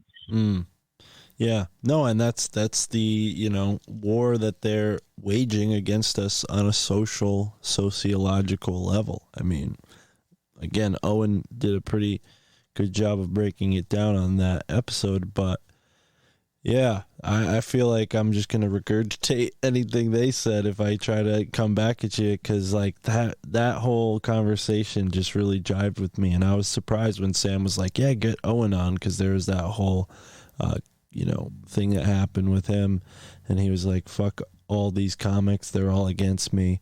But it was cool to see them like squash the beef. You know, we've had our beefs over our, you know, year of podcasting together. It's been maybe not a year. When was the first time we podcasted together? Like it's probably been a year. I mean, it's Idiocalypse, right? Yeah, when that ended, and now Cheney is all the time. She's always on Union of the Unwanted now. Is she like a regular on that show, I guess? I don't know. I mean, shout out to Cheney. She's cool. She's had me on her show. Cheney's awesome. I love Cheney. I'm just saying the Idiocalypse, like, she hasn't talked to me since then. She's been a little nicer to me, but she's not that nice to me. She doesn't ever freaking respond to my shite. Well, I think that last Idiocalypse episode definitely had something to do with you. So I don't know. Maybe that might be why. But, yeah, but it's a year ago. But her and I were fighting because I was bashing her for still, you know, for thinking that we were going to get some justice on January 6th, which she was totally right. Like, I wasn't even being mean. I was just saying, like I guess she's just mad because, like, I didn't stick up for the January 6th people enough. I don't know. I really don't know what she was mad. I think she thinks that I was, like, trying to be like, nah. You know, like I was rubbing something in her face. And that wasn't it at all. No. You know what? I think people mistake your energy sometimes for, like, a challenging presence. But that's just because they mistake the fact that you get passionate about this stuff. You have a concerted, group of interests that I think we all share here in this community. That's why the listeners show up, and that's why we do these shows as hosts. So it was just a misrepresentation in that moment. And also, I think that's why Cheney probably is on the Union of the Unwanted as much as she is, because she's probably more comfortable in the group setting. But it is different. There's more pressure when you're the host compared to when you're just another person in the group. So that might have been more the case. Like, she's like, I don't want to take my show in this direction. And then, which was cool because it ended up being the catalyst for her to start her own podcast. So I really, if she does listen to this, I hope she hears it and reaches out to us. Think about that. Think about that. Yeah, no, just look at that. No, listen, Mark. That's what they don't want to see. See, that's what you don't even realize. Is maybe that was exactly what she needed for me to go on there and shake it up so she can go start her own thing. And I'm not even taking credit for that. I'm not trying to do that. I'm not. I'm just saying this is so funny with life. What you think is like bad at that time, sometimes it's a blessing. A lot of times it's with exes, relationships, a lot of circumstances, a lot of situations at the time seems bad. Then you look back at it, you're like, oh man, that was exactly what I needed at that time. So I like that attitude. Maybe it was the best thing for her to get on her own. That's how I try to look at things. And I've known you since then, since that conversation, and we've become great friends. I mean, we do have a lot in common. We're both Libras. Our birthdays are coming up pretty soon. So that might have something to do with it. But I will say that you are a very genuine person who cares about people, and you care about what you talk about, and you mean what you say. And I think that anybody who does that, would be willing to have another conversation and maybe clear up, that's not my job. I'm not Cheney. So if she does listen to this, I would have her on in 2 seconds. I would talk to her in 2 seconds. She knows that. I've messaged her. She knows that. I think that'll happen. If not in 2021, maybe 2022. But I could see. I'm not in a hurry. I'm not in a hurry. Well, no pressure. Who have you had on the show? Obviously, I've been probably your favorite guest this year. It was my favorite guest I've ever had on the show. I know you're going to say it was Lorraine me. Day. Dr. Lorraine Day. It's not me? No, because she slices and dices people and freaks people out and gets me riled up, dude. Have you even listened to her stuff? No, dude, I have. They call her Lorraine of Terror when she was the medical advisor, or she was the head trauma surgeon at San Francisco General Hospital. So she's well, we definitely nobody to mess with. I definitely respect your decision. I was just But you get the 420 Smoke Award. You get my 420 favorite smoker on the show award. That was what I won? Yes. If she's number one guest, and you get number one 420 representation award. Shit, dude. I'm the number one stoner in the Conspiracy Castle? Yeah, it's the 42069 award. Very few people get it. You're the first person to actually get it. Not the last. So my show started a year ago to the day. Okay, the first episode I ever released before we met was October 5th. When did you start your show? I don't know. I started my OnlyFans then. That's when I started spreading my butthole and making money. Oh, really? So you're celebrating your OnlyFans year anniversary today? Yes. This is the first day I spread my butthole with a selfie stick. Dude. Through my legs. You always got to outshine me. 99 primetime, 99 outshine, dude. What's going on? And that's accidental shine, dude. That's just me just accidentally shining. Hold on. Let's go to YouTube. Let's look at Conspiracy Castle. Let's see when the first video is. I click it. Videos. Click oldest. Sort by oldest. I started my channel. It says 1 year ago, but that's not right. May 26, 2020. So, hey, Siri, when was May 26, 2020? I don't know if that'll tell me. Let me see. How long ago was May 26, 2020? That was 1 year and 4 months ago is the first episode of the Conspiracy. Oh, yeah, that's the first episode of the Conspiracy Castle. Damn. Okay. Shit. So I was around for your year anniversary, but that's cool. It's interesting. There's a lot of podcasters that I've met over the past few months who started their podcast in 2020 hindsight. Everybody did.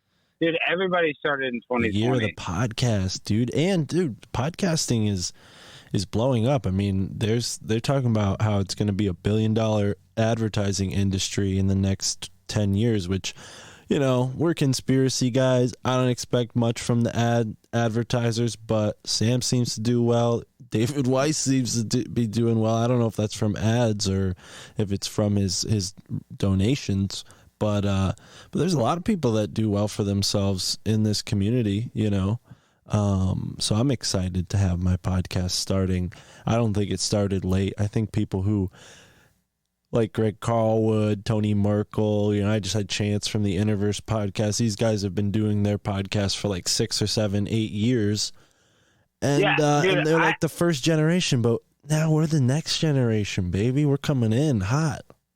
No doubt about it. But I'm telling you, dude, I think it takes 2 years before it even count. You know what I mean? Like, you got to like literally make 2 years of content before like I think anybody will even look at you and say that you've even been doing it. You know what I mean? You got to hit that 2-year threshold before you're taken seriously, is what you're saying. Kinda, yeah, kinda. You know what I mean? Like, like for some reason, sadly, like even if your show's not good, like Mike David Redbar, I'm not saying his show's not good. He's good, but like he's been doing podcasts forever. Like there's something about if somebody looks, oh, this guy's been doing, you know, he has 1,000 episodes or 500 episodes. You know, there is something that does give you some sort of credibility. And I think exponentially, I'm just looking at other people. I'm not even talking about my success.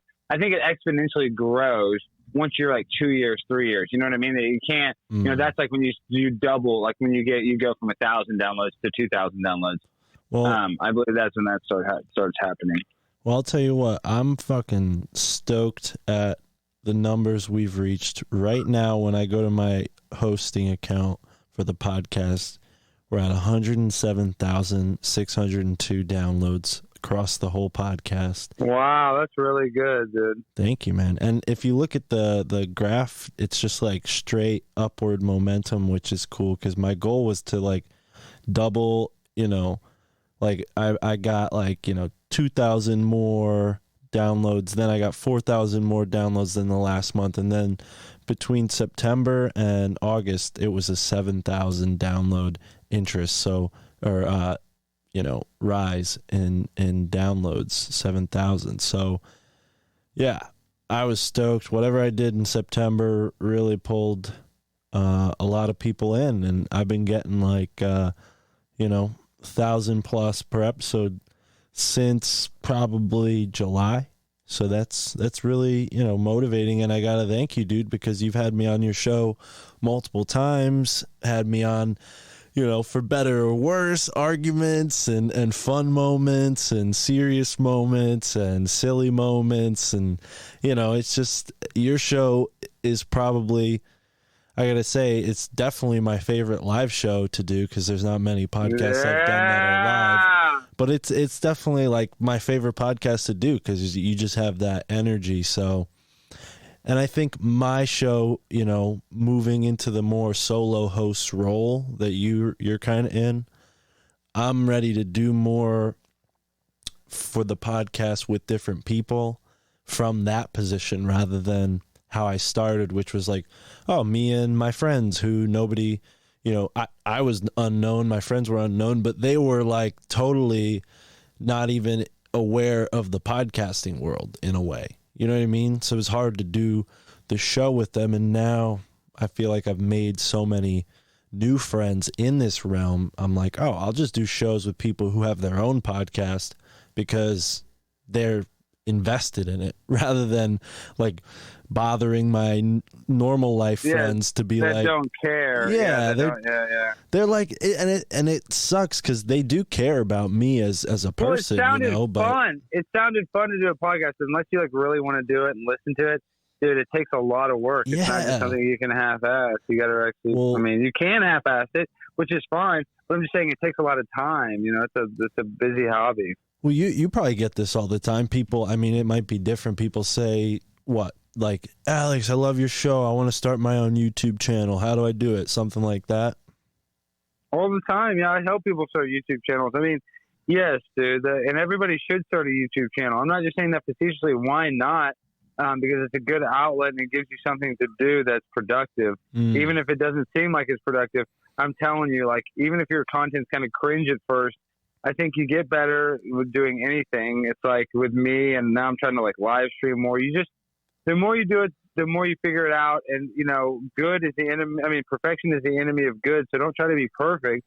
But I really do think it's important. If people are like debating whether they should start a channel, they should, because I should have started mine years ago. If I would, and that's another thing. Is like I was just thinking, if I would have started years ago, I could be successful now. But I might have got so successful that I became a crackhead. You know what I mean? I might not have had the same perspective that I have now. So maybe I can, you know, everything happens with success. I can appreciate it more. Maybe everything happens as it should, man. And I don't see that becoming a reality for you at all. Excuse me. Feeling a little weird over here. I just smoked a blunt. Speaking of blunts, speaking of blunts, we got to freaking wrap this blunt interview up here pretty soon, because I got some blunts I need to do. Well, not smoke a blunt, but I got some shit I need to do myself.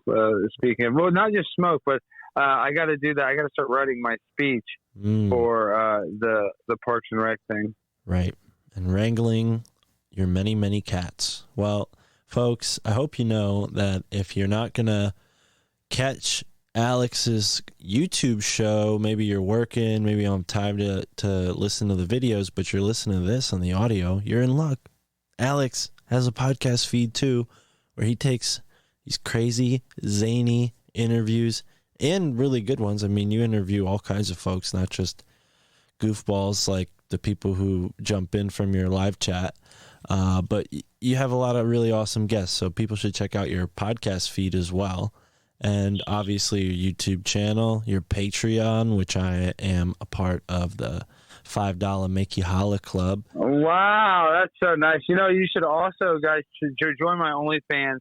You get 5 buttholes for $1.25, so it's 25 cents per butthole.